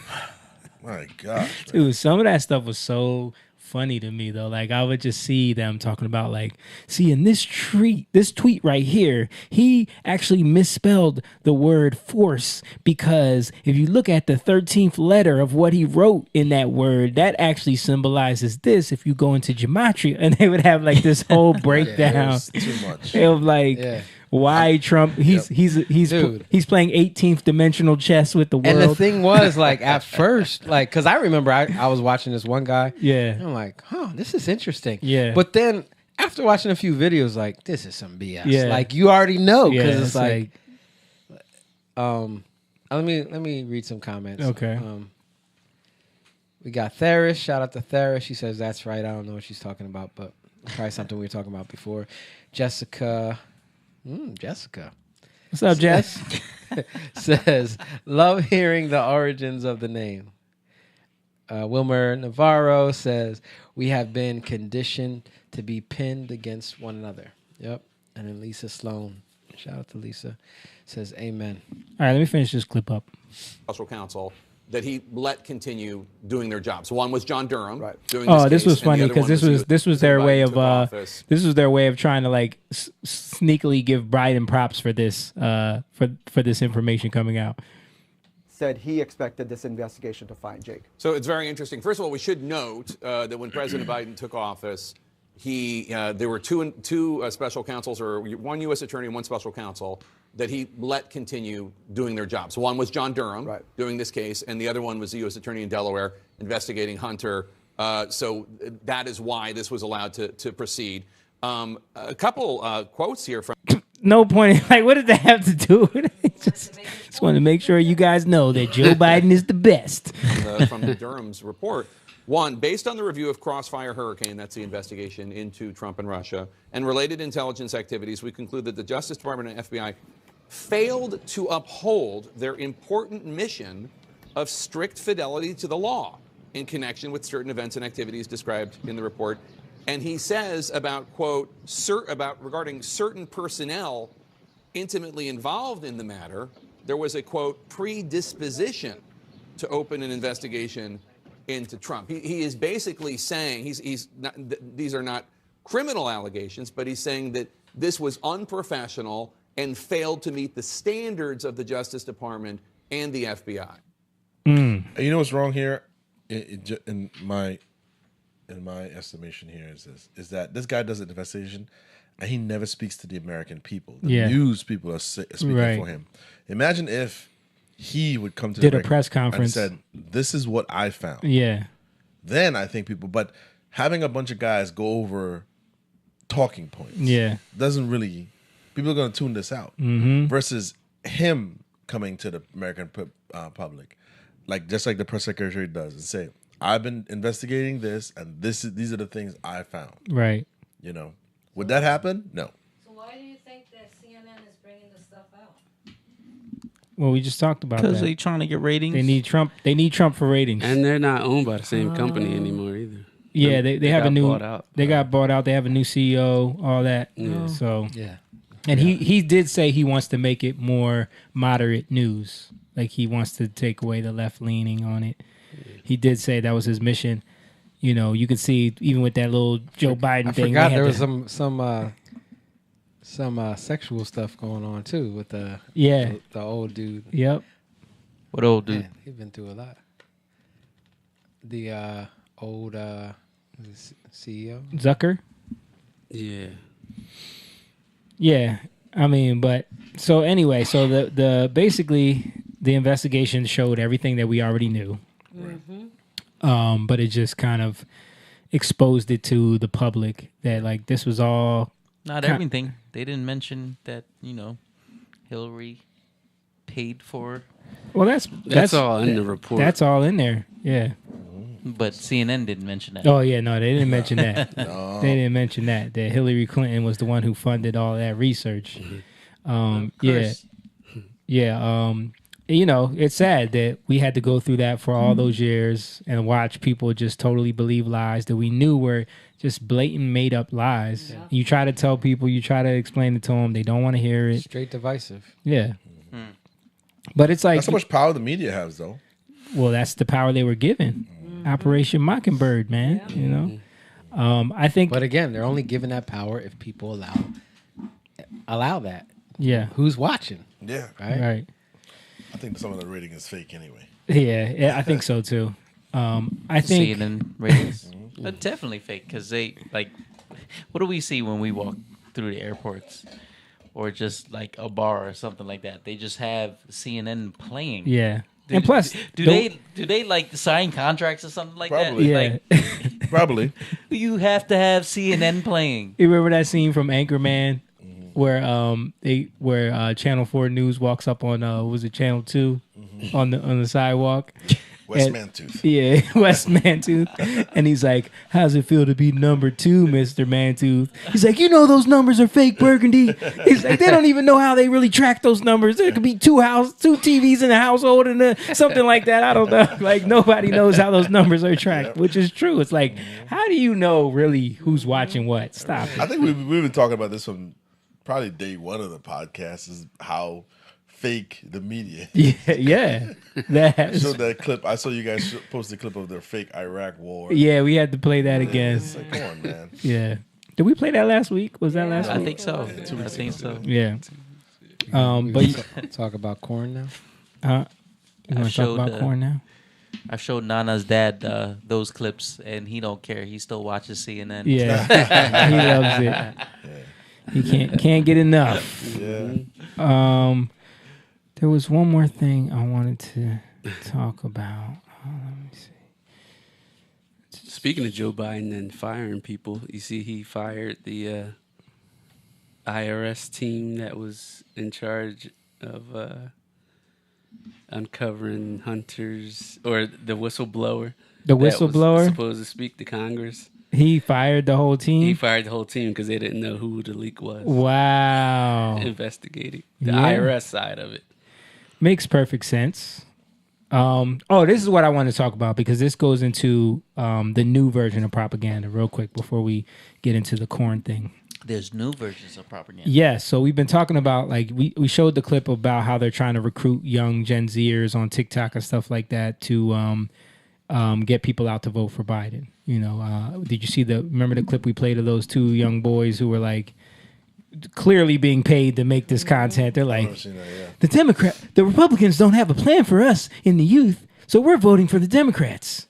And everybody's like, okay. Was that Tim Dillon?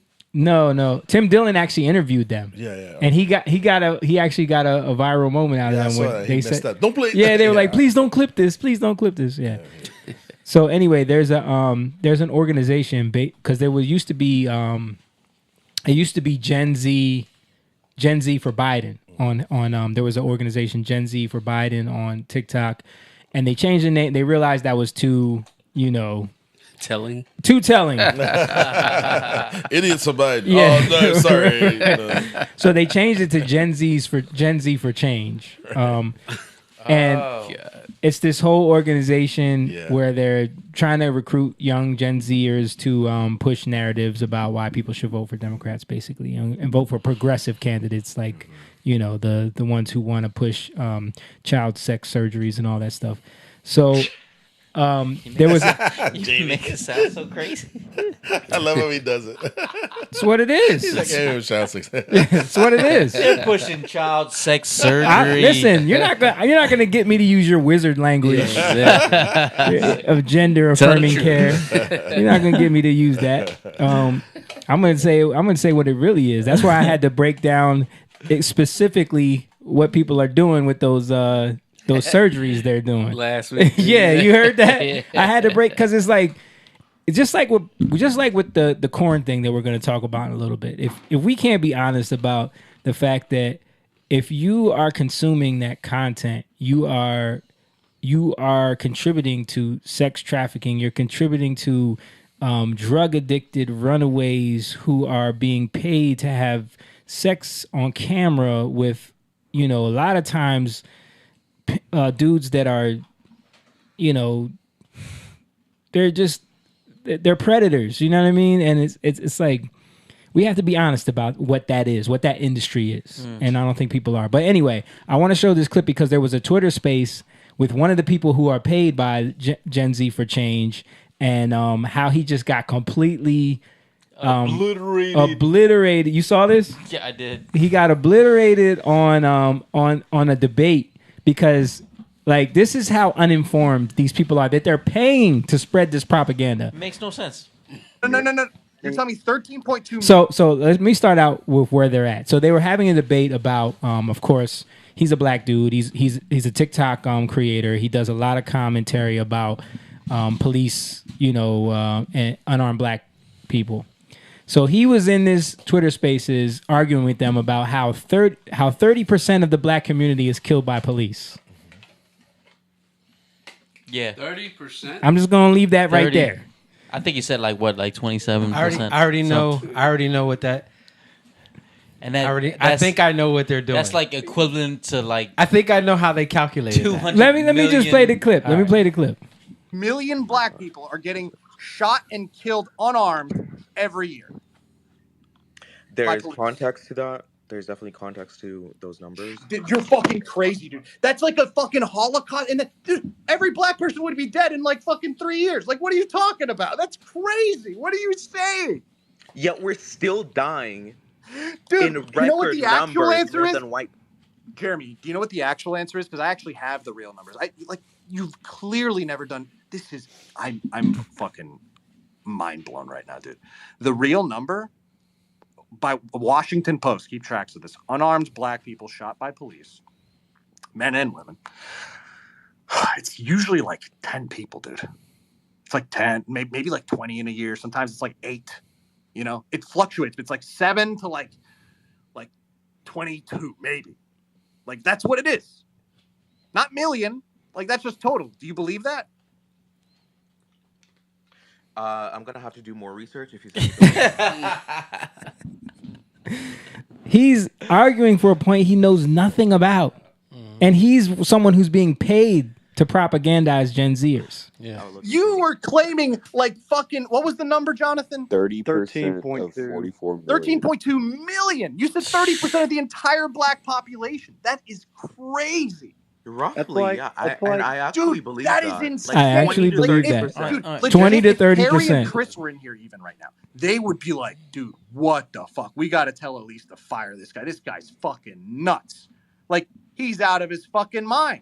He's smoking more Sorry crack for all than the cursing, fucking, guys. Hunter Biden. Like, this is insane. Hide your wife, hide your Dude, that's kids. 2 Chicago's worth of black people. Yeah. I can't believe what I'm hearing. Like, they don't But have watch- enough watch his bullets response to to fucking do this. that. Probably. Okay, is Like, 20 that's insane. is 15 to 20% fair then? It's 15 to 20% Is it fair? Do you know how to do math? Can we settle on 15 to 20% of all blacks being Where shot? are you getting this from, dude? Yeah, He's like, paid to put out that. But dude, that number is He insane. doesn't understand it percentage. just shows you. It just shows you, like the fact that he can even go there, shows you how. But that's what I'm saying. How indoctrinated he uninformed is. and indoctrinated these people are, and this is what they're spreading to the rest of the youth on TikTok to get them to be radicalized. And that's what we have to do. This type of organization, because who knows what this guy's paid to do? Right. He's paid. Listen, pump this narrative no matter what. And if he gets made to look like an idiot, So what? We Get get another- another idiot up there to say the same thing. This is the shut up and dance. What what is the difference between what he's doing and when you would see those KKK members saying the blacks are eating up all the chicken? Their brains are smaller by 15%. I'm telling you, it's science. It's science. They think they're the best They dancers. think they're the best dancers. All their dance moves look like the hoogity boogity, if you ask me. But what's the difference between that level of delusion and what he's saying? That okay, can we settle on 15 to 20% of black people are being killed by police every year? Bro, every year. Right. It's That's There's like- more black people killing black people in the inner city. I don't know bruh. if this makes sense, but it's knowingly ignorant. Yes. I don't think he knows. And he doesn't I want to honestly know think either. that he's just like No, Is- I say knowingly ignorant because when you want to talk about these things, you got to do some type of research. Yeah. Like You you gotta can't know- act like you know what you're talking about and you haven't done the minute bit of research. Come Yeah. on. yeah. He's a kid, man. He is a kid. He's like 20 something years old. Let me and all he's seen was, videos of He's watching TikTok. he's bro. watching TikTok and like all police violence. That's all he's seen Yep. on social media. So But- he really believes this stuff. Yet they Let me- say kids can decide at a younger age Right. if they're a boy or a girl. So it's like, should this dude be allowed to This vote? dude is 21. Yo.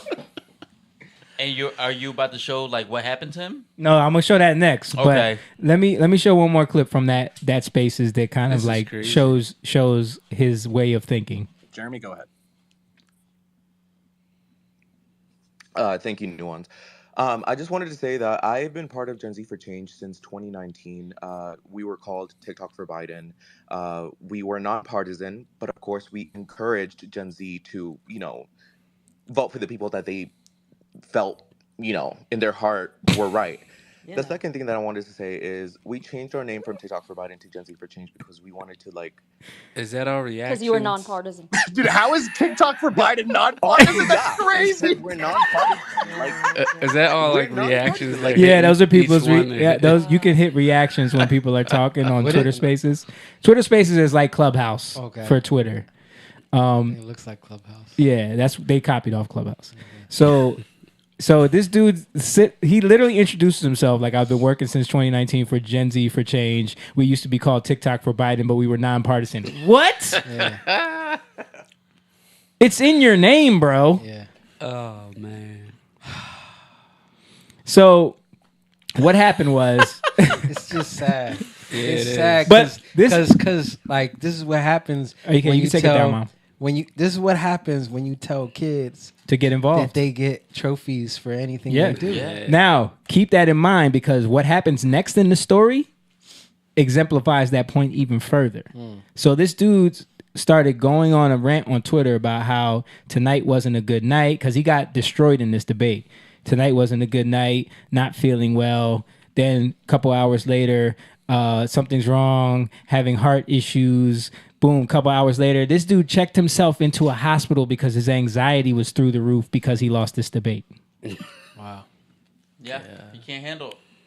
Lost the debate. Was it a debate? Yeah. Well, because he was made to look stupid. But what I'm saying is like this is the problem with Gen Z is like they can't even handle the reality of life. Like he couldn't even handle the fact that people were telling him the truth. Yeah. To the point where he got so much anxiety he had to check himself into the hospital. And this is someone that they're paying to influence the youth. But that's what I was going to I say. bet you He's got getting that part paid right. for it. Paying to influence. But He's getting paid. No wonder he's doing it. He doesn't know anything. He's just doing it for the money. But this is actually a good thing. If that's the best, I know, right? I don't think he's doing it for the money. I Yes, think he he- truly believes. there's money involved He's in this. getting no, paid. there is. There's There money. is. There's money. I but know, I think that he really believes. Yeah, a that little he's- self-aggrandizement there. But this is why I think it's not good, James. I'll push back a little bit because I think all it's going to do is make all these people just stay in their little bubble on TikTok and never engage with anyone who's going to challenge them. Because if he had never engaged with these people, he would have just kept making his content and just thinking that, he knows exactly what he's talking about. And all his followers would be liking and sharing his stuff. That's true. So all it's going to do telling is you. that's why you never see Ocasio-Cortez debating with anybody. That's why you never see anybody. any of these people with these horrible ideas will never want to be challenged because they have no real arguments. Yo, I tell you, like when you watch soccer and going back to the trophies, when you watch parents, and Moan can contest to this, bro. The parents just want to see goals. Yeah. That's all they want to see. So they don't care They how don't they care how happen. the game is they played. don't care like that it's horrible. Like I see it. That's why I don't even like my kids playing the Rec league. the rec leagues Yeah. because it's so bad. It just will make you play worse, right? Because they'll just like do whatever just to score a goal, and it's like it's nothing. It doesn't mean anything. And then the parents are like going crazy because they scored a goal. lucky goal. That this kid like fell, did a twist over. You know what I mean? Got tripped. Like the ball just kind of ball bounces just off bounced, of four yeah, people. yeah, and then it rolled in the Yeah, goal. Just right. went over the line, and they're like, To me, it's like, people delusional. You know how people are delusional? Like, don't you want to see something like, like a well-deserved goal, whereas like they did, they practice this all week or whatever like that. But And when you- they're they one touch 3 times Yeah. and then they shot right away. no, because they just want that feeling. Yeah, That's what it's all. it's It's the all feeling. and you got it. That's what today is. It's all about feeling. Yeah. It's all about, I feel like this. That's why there's so much hypocrisy, and that's what you're seeing. It's hypocrisy. The acting, they just want to feel like they're doing it. Yeah. I want to feel like I'm winning. I want to feel like I'm amazing. You know what I mean? Like, that's what my kids score a goal, especially my little one. He always looks at me and smiles. And I'm like, you could have did better doing this, and this. Because you got to bring him down. You gotta like, humble look, him. that was a great goal. Like, because he's good. Like, for his age, he's good. But he did a lot of things wrong out there we got to work on. You got to let them know you're not killing it. You're not ready. You're not out there. But it is also good to give them a little Oh, of confidence, course. though. I'm not talking to them like that. Yeah. But what I am saying is that what you did was shit. You But could do better. You got to challenge them, is what I'm saying. Right. And this is what we need more of. Just on a he was so you challenged. don't reach 21 years old and get embarrassed by people. And now you end up in the hospital because you can't take it. Handle it. Yeah. Soft, this is yo. the don't let my food touch crowd. Yep. And not all Gen Zs are. Of course not. Of course not. But I got a Gen Zer. He's not soft, but there's differences between when we grew up. I mean, we had different challenges. Yeah. We had moms telling us that, I'll knock your teeth down. Knock your teeth out your throat and make you choke on your own blood. That's the type of you over there shaking childhood your head. Hey, Mom, you said it. Get the blood go down your throat. Please, yo. My mom did it. Yeah. Anything she can find, she was mad at us. Yeah. Man, you're getting smacked by it. Yeah. Well, speaking of parents, we're going to get into this next topic, which is, a little more heavier because we're going to talk about the effects of corn or prawn. We're trying to keep it YouTube safe on the youth and on men and on children. Because I saw this. That? I don't understand. So when y'all was first saying it, I had to figure out. Oh, okay. But I really thought we were gonna talk about corn. Well, that's what I'm thinking. And how they be feeding it the fish and all that. I'm We're like, gonna do we a talked deep about that dive into before. the corn industry. That's what I'm thinking. I mean, that's for another podcast because that's a real one too. He brought in all this. No, Mom. So we're talking about adult content on the internet. Does that make sense now? No, So you still don't get it. Porn is adult context. Yes, just add a P to that. And take turn the C C out, into Mom. a P. Yeah. We just don't. We're trying to keep this stuff up. Certain words trigger the algorithm to suppress you in YouTube. Yeah. So, I want to show this article that I saw that was freaking crazy. This is from May 8th, 2023, and it's going to lead into the topic. So, a Texas parent, you could pull this up, Mom. Texas parents are protesting after first graders allegedly forced a girl who is 6 to perform sex act and recorded it on an iPad. And this all happened in school. This happened in the classroom while the teacher was present. Oh, because the teacher had earphones on her? I don't know why. That's I don't what know. I heard. She wasn't paying attention or something. So, but my point of this is, what behavior are they mimicking? Mm-hmm. These kids, what are they being influenced by to make video that's crazy. of? They're talking about first graders. Yeah. Gosh. 6-year-olds. What are they watching? What are they digesting? What are they exposed to? What do That's they like- have access to? But think about it. That's like Lucas doing something like that. Yeah. That'd be like crazy. Yeah. Yeah. So what do they have access to? Unlike any other generation before us. Mm-hmm. And it's the corn industry. You watch these certain it's the corn industry.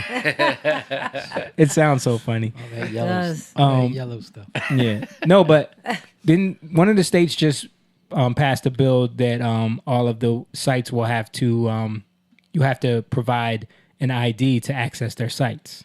One of the states just passed that legislation, which I think is amazing. I think it was Utah. I think it was either Utah or Oklahoma or something. Iowa, one of those. Yeah, we'll look it up. But yeah, and if you know in the chat, just write it in there. But yeah, one of the states passed that where in order to access any of the sites, you have to provide an ID. Right. And I think that should be the case, so that people can't just access it. If you if you want to have access to content, you know what I mean, like that, you should be willing to put your ID up there. But do you think that they're really accessing that on their own, or you think the parents are allowing them? I don't think any parent is allowing No, their 6-year-old some parents on please. purpose. Here, son, watch this. Listen, Well, there are some. they do that. But the majority, no. They just find it. But how about the ones that let the kids go to see those transgenders shaking their boobs and their butts and all that? Like, come on. Yeah. They were little kids. That's a minority. That's not. But I'm saying that I'm not saying the majority are doing that, but I'm saying there probably are some drag letting queens. Yes, the Mom, kids. you're right. There are some, but it's a minority. Yeah, and I'm saying that doesn't make them want to. That doesn't make them want to film sex acts with a girl on an iPad. So where are they getting it from? At 6 years old. I'm 6 telling years you. old. I'm telling you. That's what kids act out what they see. Yeah, that's... Well, I mean, I mean, my children are young, but for you, more specifically, Jamie and Simone, do you guys the phones that your daughters have? Is those phones locked? Restricted? Yeah, they're restricted. They can't access certain websites. They can't access anything with adult content, You and have they can't a parental thing. Yeah, on. and they can. There's most websites they unless I approve it, they can't access. And I think that's probably, I mean, yes, technology.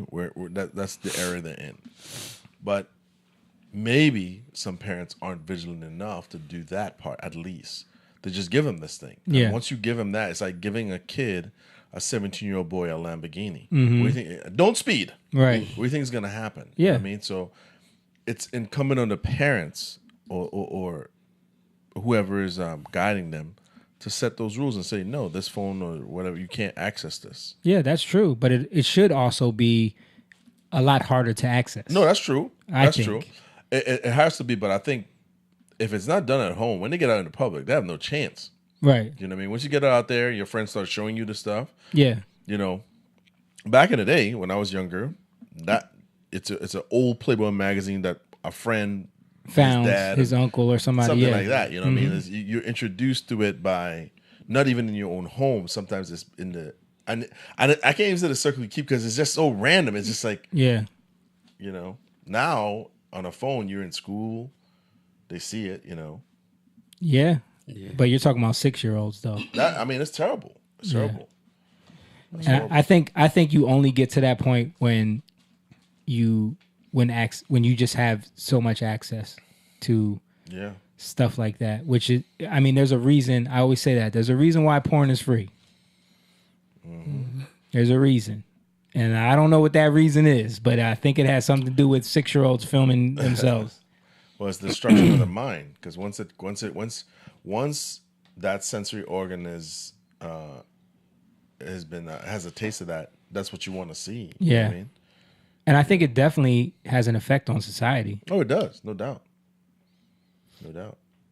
You know, sex is a power. It's God made it, so it's a great thing, but it could be a curse done outside marriage, and we all been a part of that. You know what I mean? We can attest to that. You know, so children seeing this is even worse. Yeah, I think kids that are exposed, especially like young boys that are exposed to the concept of adult behavior before they're ready, it does something to them. Mm-hmm. And it's not just the viewing of it, but it desensitizes them physically and mentally for relationships in their future life and their bodies too. Where you know, remember one of the articles I read, it was about I can't remember the term. It was like something ED, corn induced ED. Yeah, right. Where they couldn't. Young men were coming to the doctors. To get and they decided to do why are all these boys, young men, showing up here for Viagra? Right. And they started researching and they found out that they've been so overstimulated by It's all right. It's all right. Pornography. Let's just say it Yeah. at this point. They've been so overstimulated by adult content that they can't physically respond to a woman. Right. And the same thing with the girls and the toys, because they're overstimulated that they can't they're just responding to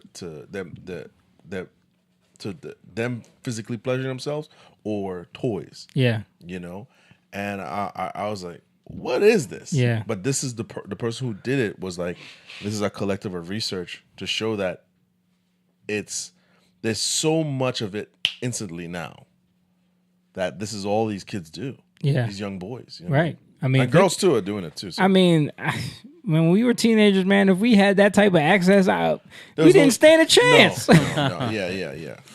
No. Like it's not fair, man. Right. You know, It is. it's like that's why I'm saying it shouldn't be that accessible. Right. And speaking of China, they have actively suppressed the amount of that. They banned it. They banned it? Okay, Yeah. well, never mind. They banned it. Yeah. They banned it. Yeah. This is, because they know And a what lot it of will countries do. ban it. A lot of countries ban it, of course, because it's so they know how it affects just their society in general. I mean, it ruins marriages. I've seen so many stories of, like you were saying, people who can't perform because they're so addicted to it. You know? Right. It just won't do. You're overstimulated. Yeah. Yeah. But yeah, so you had some videos that we were gonna play, right, Jake? Mm-hmm. And how does it tie in? This is Dennis Prager talking about it. Okay. And it's interesting. So I'm coming from a biblical standpoint. Mm-hmm. He's coming from a biblical standpoint, but it's more from a Jewish standpoint. And he talks about so Talmudic standpoint. Yeah, so that he talks about like Jesus, what it said. Jesus says lusting after a woman. Right. He brings that up, and the first video is him. I think he's talking to Jordan Peterson, and he brings it up, and that like actually started something because they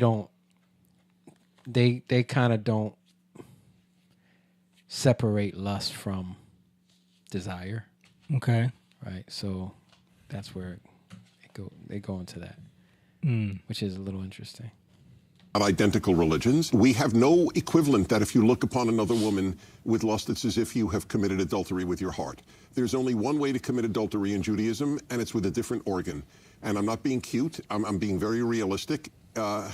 Looking with lust is not a sin in Judaism. What's the stance on pornography? Just to put you on the spot. You by the did way. indeed.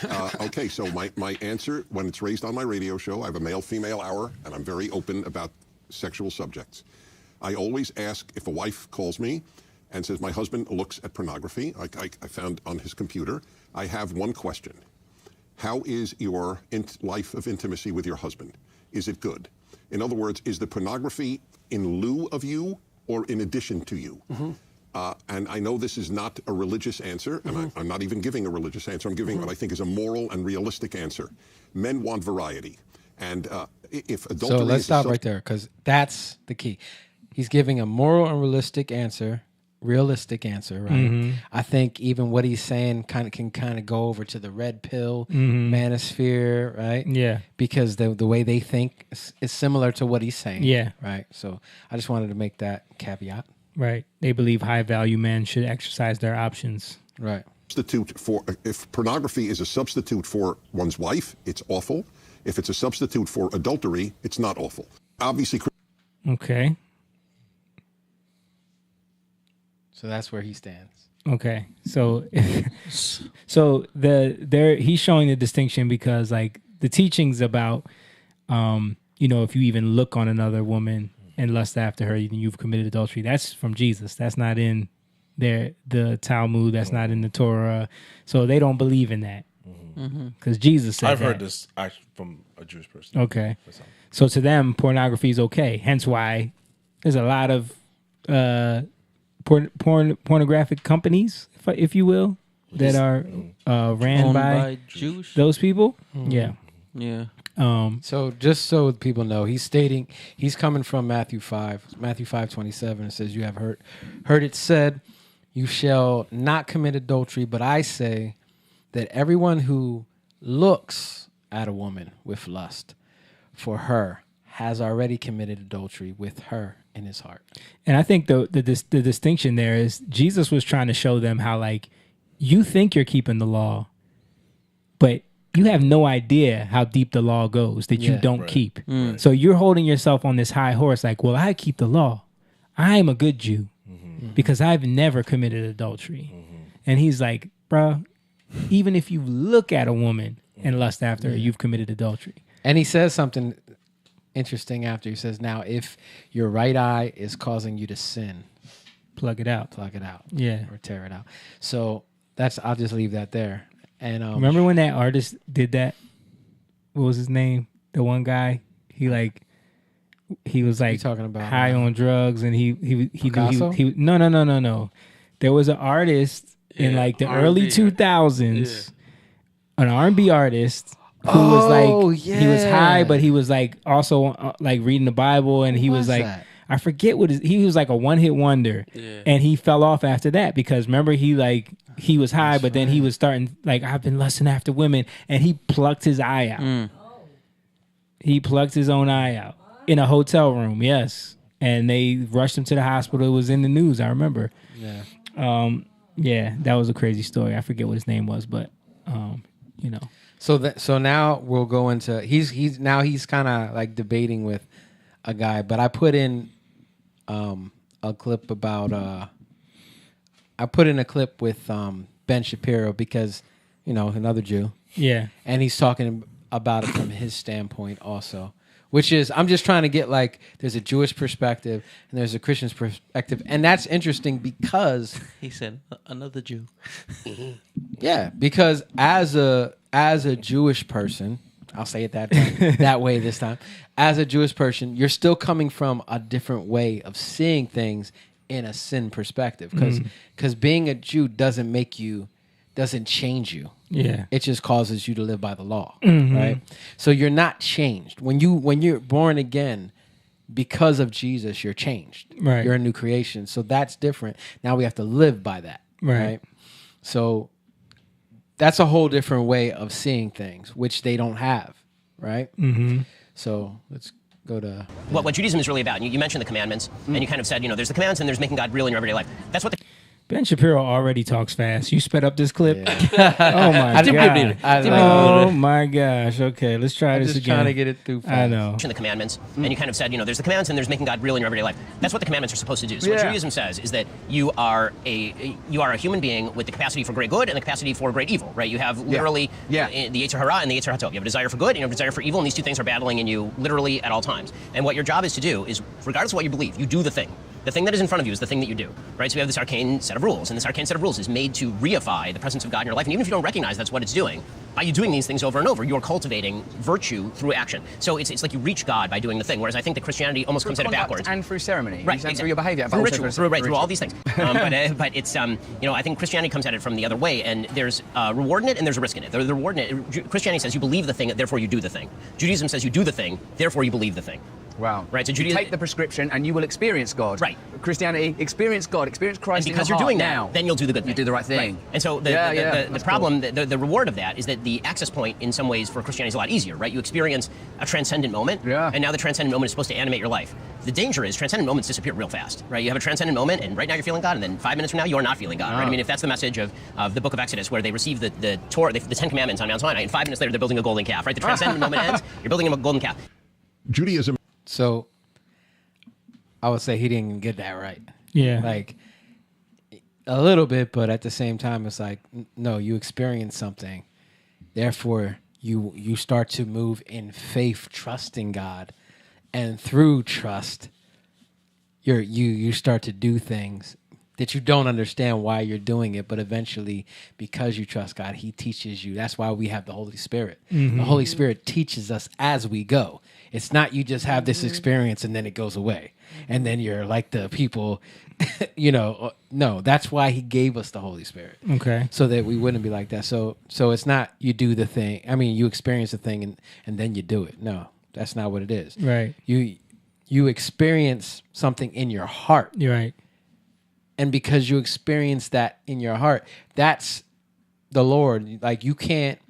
The only way you can actually see God, the Bible says that to be born again, you can't see the kingdom unless you're born again, Mhm. right? So you see God, and that seeing God is seeing things like you've never seen it before, Mhm. and because of that, you trust Him, and as you trust Him, you begin to see Him for who He really is more and more, right? And you start to move in that. Mhm. So you're literally seeing creation in a whole different way, Right. And I think that plays a part in lusting. Okay. Right. Is very behavior based. Christianity is more. Not. It's not that it's not behavior based, but it is equally, if not more, thought, inner self, heart based. So, for example, there's a phrase in Hebrew that I learned very early in my yeshiva education. I'll say it in Hebrew so that people will know I didn't make it up. Lo hamachshava ha'ikar el ha'ma'aseh. It is not the thought that counts. Not that counts. That is the essence, but the deed. Right. Judaism is very behaviorist, and I am very behaviorist. So, for example, and I mentioned this at Franciscan, I've said on the radio very often, I don't care if you like Jews. I don't care if you dislike Jews. I prefer you like Jews, but there are a lot of Jews I don't like. I mean, it's just a little silly to say I like a whole group. There's no whole group I like. There's no whole group I dislike. But in any event, I don't care if you dislike Jews. I care how you treat Jews, and that is it goes to the essence of what my belief is. I want to know how you act. The left does this all the time. Oh, you treat gays beautifully. Like in my case, I am. My wife and I are godparents to a gay couple's children. But the fact that I'm against a same-sex marriage, that makes me a hater. So how I treat gays is irrelevant. It's what I think. This bothers me that your thoughts can be regarded as a demerit. But your thoughts wouldn't be uncharitable towards people with same-sex attraction. You would just think that the behavior is presumably sinful. So they would be wrong in their thinking of you as a homophobe. What bothers me the most is that we redefine marriage. The point I wanted to make was, for the left, what I think renders me awful, not what I do. So my treatment of gays is excellent, but the fact that I don't think marriage should be redefined is enough to make me a hater, bigot, homophobe, and all the other terms that they use. Anyway, back to us. Let me interject here. So Aristotle in the Nicomachean Ethics, right, has these 4 levels of the vicious to the virtuous man. The vicious man is the one who wants to do evil and does it. And he has the incontinent man, the continent man. But he says the virtuous man is the one who wants to do the good and does it. And so to me, I have children. If one of them held anti-Semitic views but treated you kindly, I would say, well, that's better than holding anti-Semitic views and being bad toward you. But I would think that's not where I would settle. That's fine. That's fine. I respect that. What Judaism... Okay. So that's just the basis of it. Goes back to even if you look, right, because now you're dealing with things that are internal, right. We're dealing with the internal. Right. So, and that's what he's saying. He's like, well, yeah, that's, if I don't do the thing, then it's not sin. Yeah, and it's like, but you already got it in your heart, right? So, and that's even in terms of thinking. Like, well, it's not right to do this, so I don't want them to know that I'm thinking this or feeling this way about them. So now you're acting. But and Jesus also spoke on that too when he said, even if you think evil towards your brother, you've committed murder. Yeah, right.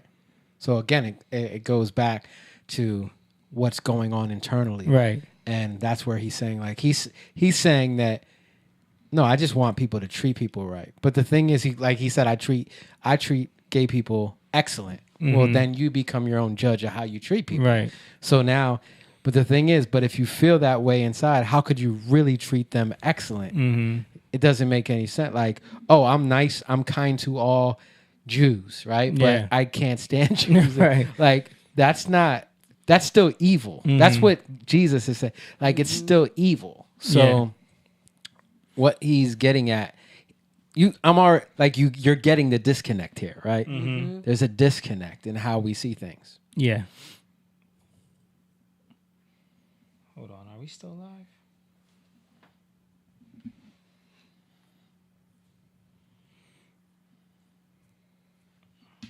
Yeah. On Facebook, Rumble's good. Okay. It looked like it said something went wrong. All right, let's go to the Also, next clip. which comes somewhat of a revelation to my Christian friends, is there is no sin of this. There are 613 laws in the Torah. None of them say do not lust. You can't covet. Covet is a very different concept than lust. Covet means you want to take what belongs to another, and there's a very simple proof that it doesn't mean lust. Covet, you don't lust after a house or a donkey, one presumes. And yet you're not allowed to covet those either. But do you make a distinction between sexual desire and lust? Do you see a distinction? No, I there? don't. Okay, so therefore, if you don't see a distinction between those two things, I can see why you would think it insane to tell somebody they shouldn't I don't know lust. how you sexually desire your wife and have no lust for her. Oh, I do. Okay. So I would think that's interesting. I would think that lust... So you think so lust... Okay, yeah, you're right. Yeah. This is interesting. I've never confronted it quite this way. So lust... Lust reduces the subject to an object. It subordinates the dignity of the person to the good of a selfish pleasure. It's also a distorted sexual act. So it's an act which is contrary to human nature or to the end of the sexual act. Okay, so if sexual desire and lust are different, can you sexually desire a woman you're not married to and not lust for her? Yes. Oh, well, I would think so. Okay, I haven't heard that from a Christian because before. I suppose there were like 3 stages, if I would think of it. Like, if I board an airplane and I sit next to a beautiful woman and I'm attracted to her sexually, how could I not be? Okay, that's beyond my control. I now, the agree next with you step more. could be, Right. now what do I do with that? Do I sit here and fantasize about what I could do with her sexually? Like, at that point, the will is engaged, and that is something within my control. Right. So I think it is important to make that distinction, and I think that might be part of what drives some Christians neurotic if they think, well, sexual desire is a sin. Can't sexually desire anybody who isn't my wife. Well, I think not only Christians, but I think in some cases with Jews too, that it does drive people to be neurotic. It's like if I said to you, don't think of a pink elephant. Well, better. You're in a restaurant. Don't think of food. Right. Because that's a real life. Very bad. Stop it. Yeah. Yeah. You'd go crazy. That's right. And by the way, the more you don't think about it, the more you think about it. So there's that element too. Agreed. I think this. I suspect you may have not heard this before in one of your podcasts from any of your guests. I think that in the bedroom, if a loving husband and who is a loving husband, and I have a word to say about what a loving husband is, a loving husband who sees his wife in the bedroom as a sexual object, I will be totally open with you. I have said on the radio, if after X number of years married, your husband still sees you as a sex object, you are both very lucky. I would say it depends what you mean by sex object. If what you mean is your husband continues to find you sexually desirable, I would agree with you. If what you mean is the man essentially treats his wife as a warm body to masturbate in, not taking into account her feelings, her desires. Oh, of course, Right. but that's not objectification has a dirty name. You make love outside the bedroom and you have sex inside the bedroom. I think it's a romanticization of the sex act to say that it's always making love. It's okay to make lust. It's okay to have some objectification. That doesn't mean you're mistreating her. Yeah, I think I'd want to know what you mean by objectification. Because I had the sense that you're using language to to convey something that I might agree with. Yes, you might. I think you really might. I agree with you. It certainly doesn't mean mistreat. It's not even implied. Sex is its own world. I don't like to romanticize sex. Sex is many things. Sometimes it's love. Sometimes it's just pure sex. When it's pure sex and not just love, there is an element of objectification. I'm crazy about her legs. Is that a statement of love? What do you mean? You don't love legs? Dennis Prager might be a little freak, boy. Yeah, seems like you He's freak, over here eh? trying to make a case for foot jobs over here. That's it, right? Is that the Yeah, end? that's the end of Okay. it. So I want to, like, he said some things. What he said, there's a difference between lust and coveting. Yeah. Right. So the Bible says that you shall not covet, right? A man's house. How can you lust after a man's house? Well, you can. Right. It's selfish desire, right? If you're selfishly desiring somebody else's house, that's lust. Right. It's interesting because the word where Jesus uses lust is the same word that Paul uses for covet. So in a couple different places. So when he's saying it, it's the same thing. Right. And another interesting thing is, even in in the Old Testament, it speaks about lust in that way, in terms of covet. So there's something that says, let me see if I can find it. Proverbs 6. It's speaking about, and this is interesting. It says, "For the commandment is a lamp." This is Proverbs 6:23. "For the commandment is a lamp, and the law a light." It says, "Reproof of instruction are the way of life, to keep you from the evil woman." Right? Then it says, "From the flattering tongue of a seductress, do not lust after her beauty in your heart." Right? So it's like you're seeing the same type of thing. Yeah. "Nor let her allure you with her eyelids, for by means of a harlot a man is reduced to a crust of bread, and an adulteress will prey upon his precious life." That word where it says "do not lust" is the same word for covet. Right? So it's same exact word. Now, Jesus, when most people are looking at like "do not lust," they're missing. It says "look." When you look with lust, when you look upon, what does it say? It says when you, let me see if I can find it. It says, "You have heard it said," it says, "even if anyone who looks at a woman, all right, with lust." So it's about what you put on somebody.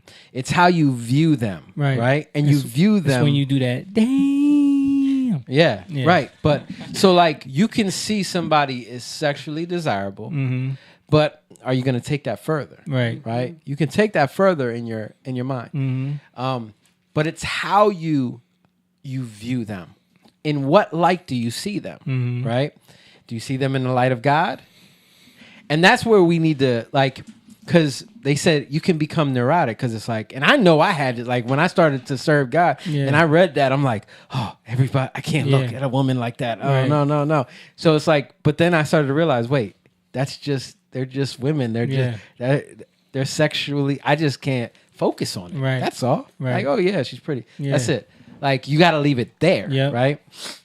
But when you focus on it, the thing is, you try not to focus on it, you start focusing on it, right? But it's interesting how Jesus like speaks about this, like where he talks about like the eye, right? What was so funny? In the gym. I already knew what he was talking about. Wear nothing. Bro. You know what I mean? Yeah, I got it. Yeah, the gym is crazy. Especially these girls with these pants, the wedgie pants that they be wearing. Yeah. That's why like, the I don't go to the gym. James is like, you see, brothers, that's why I don't work out, brothers. That's why I don't go to the gym. I don't need to pluck that eye out because I don't stare at the wedgie pants. So in Matthew, you go to the next chapter over, Matthew 6, it says that the eye is the lamp to the body. Right. So if your eye is healthy, your whole body is full of light. But if your eye is bad, your whole body is full of darkness. If then the light in your eye, if then the light in you is darkness, how great is that darkness?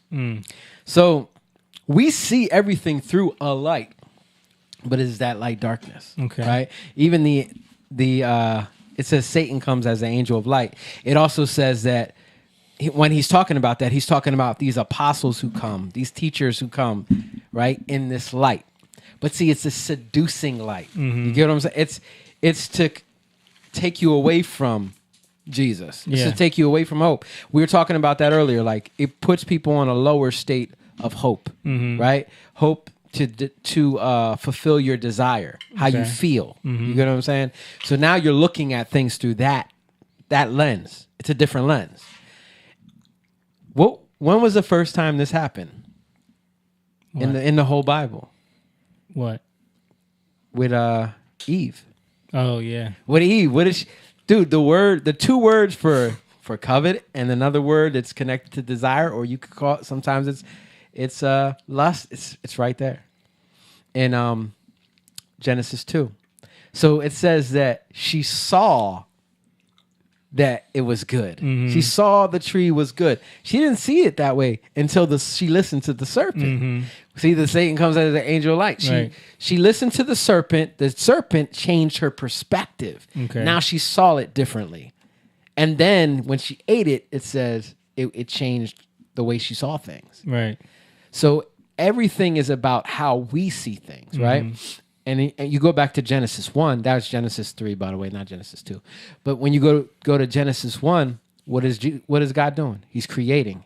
Yeah. 7 times it says he created it. He saw that it was good. Mhm. He saw. It's the same word for saw, Mhm. right? I'm not going to go to the Hebrew, but it's the same word. He saw it was good. We have to see creation the same way God saw it when it was good. Right. When we can see it as he saw it, we're going to see with those eyes, and now we can call people what they are. Right. We can never. That's why we're lusting. Right. Because everything. That's why we're coveting. Because everything we see, we're like, how can I use that? Yeah. You know what I mean? Yeah. So to tie this back into what we're talking about, this is what you're doing when you're consuming porn. Right. You're looking at something in terms of how you can use it. Right. But it's not in not just something. You're looking at God's creation. God's creation and how you can use Yeah. it for your own pleasure, for your Right. own way, for your own desire, not in the way God intended it to be. Mhm. So you're, like he said, you're objectifying something to yourself, Right. not to God. really. Which then in turn it literally rewires your brain to then lust after every woman you see. Right. To then see every woman as a lust object. So you're literally committing adultery over and over and over and over again. Yeah. Because so you're constantly setting yourself in a place of sin and removing yourself from the presence of God because you're constantly wired to do that because you're consuming porn on a Right. regular And when we give our life to God, he starts to then rewire us. Like if you look at John, 1 John, it says that in him was life, and the life was the light of men. Mhm. The light shines in the darkness, and the darkness does not overcome it. So Jesus came to give us a light, right? What was that light? It was in his deeds. It was in what he did, because that shows who he really is, right? Mhm. So the moment Jesus came, we were able to see life differently. We were able to see creation differently. Yeah. The light, his life was the light of men. So through Jesus, we can see creation differently. So it's not that we won't deal with our own selfish desire. It's that we have to deny that desire and seek God so that we can see it his way. Mhm. Because we'll be self-righteous and say, oh, well, I'm not looking at that. Mhm. But it's still there. It's still there. It won't Right. go away. But once you say, I'm not looking at that, I'm looking at you, Mhm. now he starts to give you a different perspective, because Satan gave them a different Right. perspective. You need his perspective. So we see everything through the devil, right? Right. All right, we got one more video. Let me play it. There's a very interesting Hebrew phrase. I'm translating from the Hebrew, so it'll be a bit awkward. In the place that a penitent stands, the most righteous person doesn't stand. And I extrapolate from that if you have bad thoughts and don't act on them, you're on a higher moral plane than the guy who never has a bad thought. I don't get any credit for not molesting children. I'm as interested in children sexually as I am in bananas or peach trees. Okay? So I get no credit for not molesting a child. But the sick dude who does want to and doesn't, he gets a lot of credit. So, speaking of pedophilia, suppose a man... I don't know about that. I thought he was smoking. Yeah, I saw the smoke raising up. Yeah. What do you mean? Because to me, it's like the sick dude, like you don't get credit for not. I don't know about that, like saying who gets credit and who doesn't Yeah. get credit.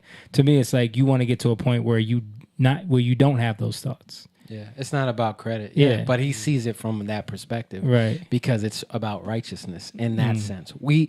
Their righteousness is self Control. Our righteousness comes through faith. Mm. So Theirs is works-based. Right. Keeping the law.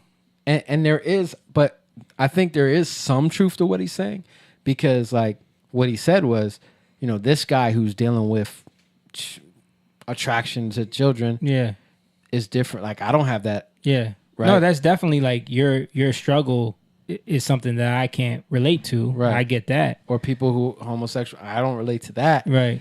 But that's the cost they have to pay. Yeah. Right. There's different costs. Right. So their cost is different than my cost. But I'm not better because I don't deal with that cost. Yeah. You know what I mean? Yeah. Says, I view animated child porn. So there's no real victim in that sense of child pornography, which we both agree is horrendous. And by viewing animated child porn, it prevents me from acting out sexually on a child. Now, I deny that. I think that pornography inflames us to then want to act those fantasies out, and I think there's good studies that back that up. But surely you wouldn't say to the man who views animated child pornography, that's not bad so long as you don't act it out. Wouldn't you want to help this poor sick dude? Yes, I would, but I'm thrilled that he's not acting it out. I mean, Agreed. Okay, Of course. Well, that's big. Yeah. We're both thrilled that he might have a poor substitute, but it is a substitute. If that were the case, no child is being used. It's all animated. Yeah. And he. But would you use the word evil of animated child pornography? Because No, I I can't- certainly would. No. What about the people that are making this animated child? Right. Like, Yeah, that's what he says. Is there no like? We don't think there's a moral standing for that, right. Because they're modeling off of children. Right. I would use evil only with behavior. That's where we might differ, forgetting the sex issue. You can't be evil.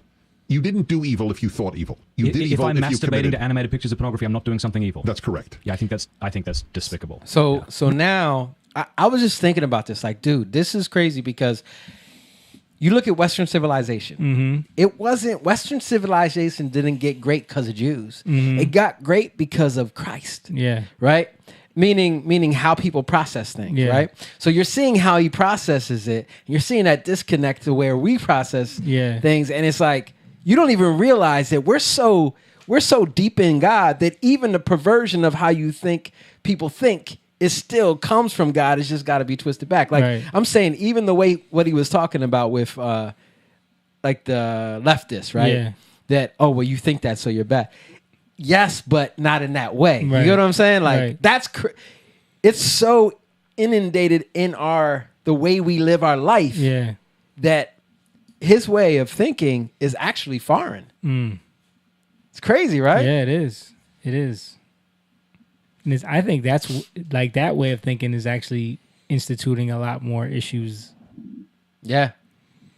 Because if you can say that it's okay to stay that way and do these things, because you're still doing something. You're engaging in something that's harmful to you. Well, when you become legalistic, you can find a way to justify anything. Right. There's always a loophole. They're giving you a gray area. Yeah, It's giving you exactly. a gray area. And not only that, but there's a matter of time before you encounter the real thing and you want it. Right. There's only so much simulation you can do. Yeah. Until you say, I want to try the real thing. Yeah. Because you never know what could present itself where Mm-hmm. you see an opportunity and you're like, here's the thing I've been waiting for and I've been fantasizing about and it's in front of me. Right. Yeah. That's what strip clubs are. Mm-hmm. You know, it's for the guys who want to see a naked woman in front of them and there they are. Yeah. And they want to touch and they want to go crazy. Yeah. You know. Yeah. And then that's not enough. Right. Yeah, that's not enough. So they get rejected. So now they get turned on by that. Yeah. You know, they want to stalk or they want to, you know, Yep. whatever it is, you know. Billy. Yes, of course. Who is being hurt? You have to have a victim. Oh, I'll tell you, there's at least two people being hurt. There's the person who's poisoning himself by Yes, encouraging you're him to right. think I don't acting out want- on okay. children, and there's also So the wait. animator. Okay, wait a minute. We both are aching for him not to have those fantasies. I agree with you, but But you won't call it evil. I won't call a fantasy evil. Yeah. There's too much real evil on earth for me to start being preoccupied with people's thinking. It's not just thinking; it's him masturbating. I to won't himself. call okay, a what? fantasy evil. That's kind of weird. Prager's freaky. I'm telling you, it's like he's disconnecting. Yeah. He's so disconnected, connecting thoughts and feelings from actual action. Yeah. He's saying behavior, but dude, you behave because you think. I mean, even you think of what's it say? As a man thinketh, so is he. Right. But these are all It's in Proverbs. Well, oh yeah. what you said earlier about who's involved in these industries. It to me, I don't think he's battling with the moral aspect of it. I think he's also doesn't want to condemn maybe his own people who Right. are involved in these industries. I won't take it that far. Yeah, I mean, because that's conjecture. No, Like, no. But hear me It out. could be. Hear me It out. could be, Hear but me I'm out. just saying, I don't hear know. Me out. Hear me out. Yeah. I don't know either, but I'm saying this: if these people look at, like Jamie said, look at the industry they own. Like it's like look at Ben Shapiro, right? He'll condemn rap lyrics, Mhm. but he'll never condemn who owns the rap label, Right. who puts it out. Right. He'll never condemn the people who, and those are his people. Right. So it's like, I totally agree with you. This lyrics is terrible. Yeah. But who owns it? Who puts it out? He condemns WAP and what it does to He'll read the society. lyrics. But he never condemns the porn industry. Right. So that's why I'm saying it's like we have to be able to say, well, what do you align with, or who are you aligned with that this you're not condemning it completely. Right. So the fantasy, who provides the fantasy? Mm-hmm. Well, I know that for him, I didn't put that in there, but he talked about like his dad. His dad used to look at magazines. Who, Prager? Yeah, like Playboy Okay. magazines. Mhm. So his mom didn't care. Yeah. So I like even that plays a role Mhm. in how he views things. Yeah. Right. Yeah. Because he's like, well, they were married since till they died. Right. Yeah. So right. I think he looks at it that way. He's like, well, this is my. And he probably watches a lot of porn. I mean, so, yeah. so I think that has a lot to do with Ari it too. Shaffir, in his stand-up said that part of their religion is if they cheat with a goyim. With a goyim, it's not considered. I remember that. Yo, Right. Ari exposed a lot of secrets. Right. So in that that's what I'm stand-up. saying. It's like, we don't know. That's not everybody. What No, it's not exactly everybody, is a but gorum? He's talking about what's in the Talmud. what's in- yeah. You know what I What's in mean? their He culture. was reading. I don't know if it's everybody, but I Yeah. know what and I've heard Yeah. it. I've talked to Hasidics when I was living in Lakewood, and they told me that that's kind of what they believe in. Yeah. What exactly is a goyim? A non-Jew. A non-Jew. Just a non-Jew. Yeah, if you sleep with a non-Jew. Gentile. Yeah. Goyim is the more like you're beneath us term. Goyim. Yeah. I am is the plural, so you could say goy. Yeah. It just means it's like where it says nations in the Bible. That's goyim. In the Hebrew. Yeah. But do y'all ever see Ari Shaffir's stand up? Because a lot of people don't know he went to rabbi school. Yeah. He was Sephardic Orthodox Jew. He grew up that way. Like all the traditional stuff, he knows all about it. Like he went to Hebrew school, he went to rabbi school. Like his father wanted him to go down that path, and so he did a whole stand up, just kind of exposed. And it was funny because it came out like right when the Kanye thing was happening, and I don't think he meant for that to happen. But he was like basically saying a lot of stuff that they if we said it would be anti-Semitic. Yeah, you know what I mean. But Very yeah. interesting, though. Yeah. Okay, so that the real question about the whole pornography issue is not pornography; it's masturbation. There is a Catholic tradition. I disagree. And I think there, it's both.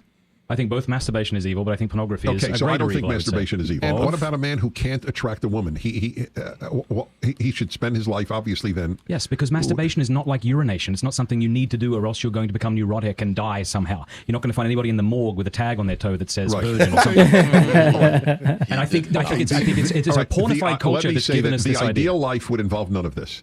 I am not preoccupied with the ideal life. I am preoccupied with a good life. As I often say, I am not interested in making saints. I am Guess none of them think smoking is bad. interested in making good people.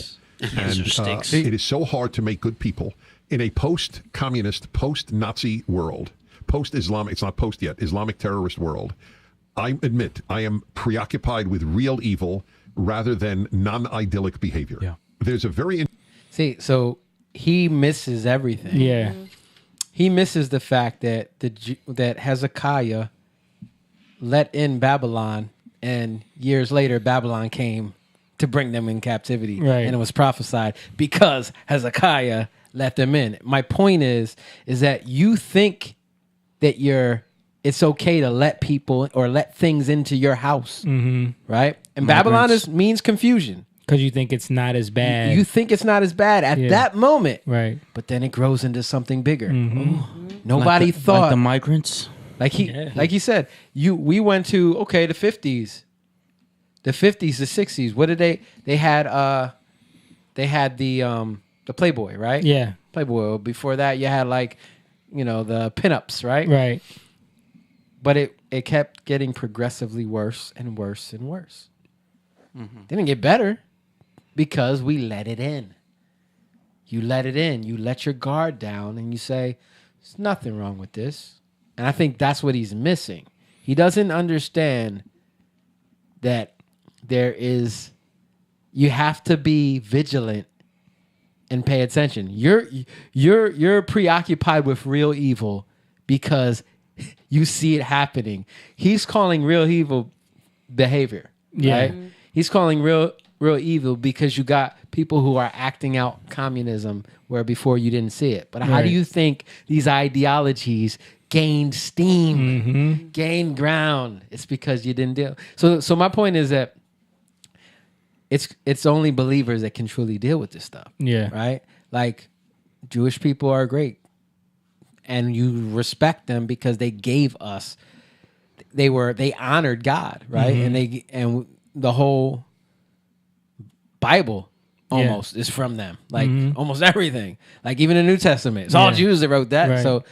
So you but at the same time you have to know that Jesus came to bring the meaning and the essence to things. And if you don't have that, you're not going to get this other stuff. It's not going to make sense to you. And that's what you're seeing with And this. if you don't have the Holy Spirit, how in the world are you going to be led into all truth? Yeah. You have to have the Spirit of the Lord. That's what leads you. That's what guides you. You can't learn anything without that. Yeah. You can't move and have His being if you don't have the Holy Spirit. He's the one that teaches you. Yeah. Yeah. So bottom line, porn is evil. Corrupts the entire every bit of it. Yeah. Even if you're looking at like, think about. Well, I hear the excuse all the time. It stops me from cheating on my wife. Yeah, I'm saying just looking at lingerie. Stops me from cheating on my wife. Magazines. Then why are you even thinking about cheating on your wife? Like, Gosh. some people wouldn't consider that porn. Yeah, but these women are taking pictures in a seductive way. Right. And even think about like, why do I need lingerie to think my wife is sexy? Yeah. I don't need that. I never had. I don't even like lingerie. I think it's dumb. Yeah. But even that, like even thinking that way, like, Yeah. well, lingerie is not sexy. Well, what's the point of it? Why did people make it? It's, it's about a special lust. moment. Yeah. It's all propaganda to marketing. Yeah. But yeah, we should be always speaking out against that, always advocating to get it abolished. I think these bills that they're trying to pass to make it so that you have, and the crazy thing is there is people in Congress trying to block this stuff. There is the porn industry is saying, like, I saw Phil DeFranco do a video talking about how you saw that he's sitting there like, this is gonna infringe on the rights of sex workers. Like, bro, come on, man. Like, you openly want anybody to be able to access this. That's what you're saying. Yeah. How many OnlyFans are married? Yeah. Right? Yep. And then doing OnlyFans. Yep. And they think it's okay. Some of them are doing it with their husbands. Yeah. Making content with their husbands. Yeah. It's crazy. And you only get an OnlyFans because the porn industry exists. You only get that because of that. Yeah. It's an offshoot of that. Great. Yeah. So yeah, man, we gotta be vigilant. But yeah, so let's wrap it up there, guys. It's Darius is saying that she can't. She tried to send us a Cash App from last week, and it's still pending. Yeah, we gotta accept it on there because she's a new person. I tried to accept it, but it won't let me. So we'll figure it out there. So we'll get it accepted, and then you can support again if you want. We appreciate you. But thank you guys for watching, man. It's been a longer episode, but we had to address some things. And yeah, don't forget, if you want to support and you want to become a member and you want to join the pride of the Young Lions, our Patreon is available. It is patreon.com/youngliontv. Head on over there and sign up and become a part of the community. where you will have access to a lot more stuff than just this stream every week, and you have access to us in different ways, and we can build a community. Shout out to Courtney. Shout out to Courtney, One of the man. Young Lions. Yes, that was a great talk, brothers. Love these talks so much. Oh, love these talks are much needed. Yeah. Thank you very much. We appreciate you, Courtney. And thank you for your support as always. But yeah, guys, go to Patreon, become a member. Also, if you want to hit us on the Cash App, it's $YoungLionTV. Just throw a little meat to the lions real quick. Also, we got a single out. It's called Release. You can go check that out right now on our website, Jutaun.com, Jutaun.com, and it's also streaming on all platforms. We also just released Freddie's album, so we're on that, and we did a lot of work on that, so you can go stream that everywhere as well. And yeah, we appreciate y'all. We will see you guys next week. Bye. Young lion, go live, yeah. Young lion, you rich, yeah. This kingdom has room, yeah.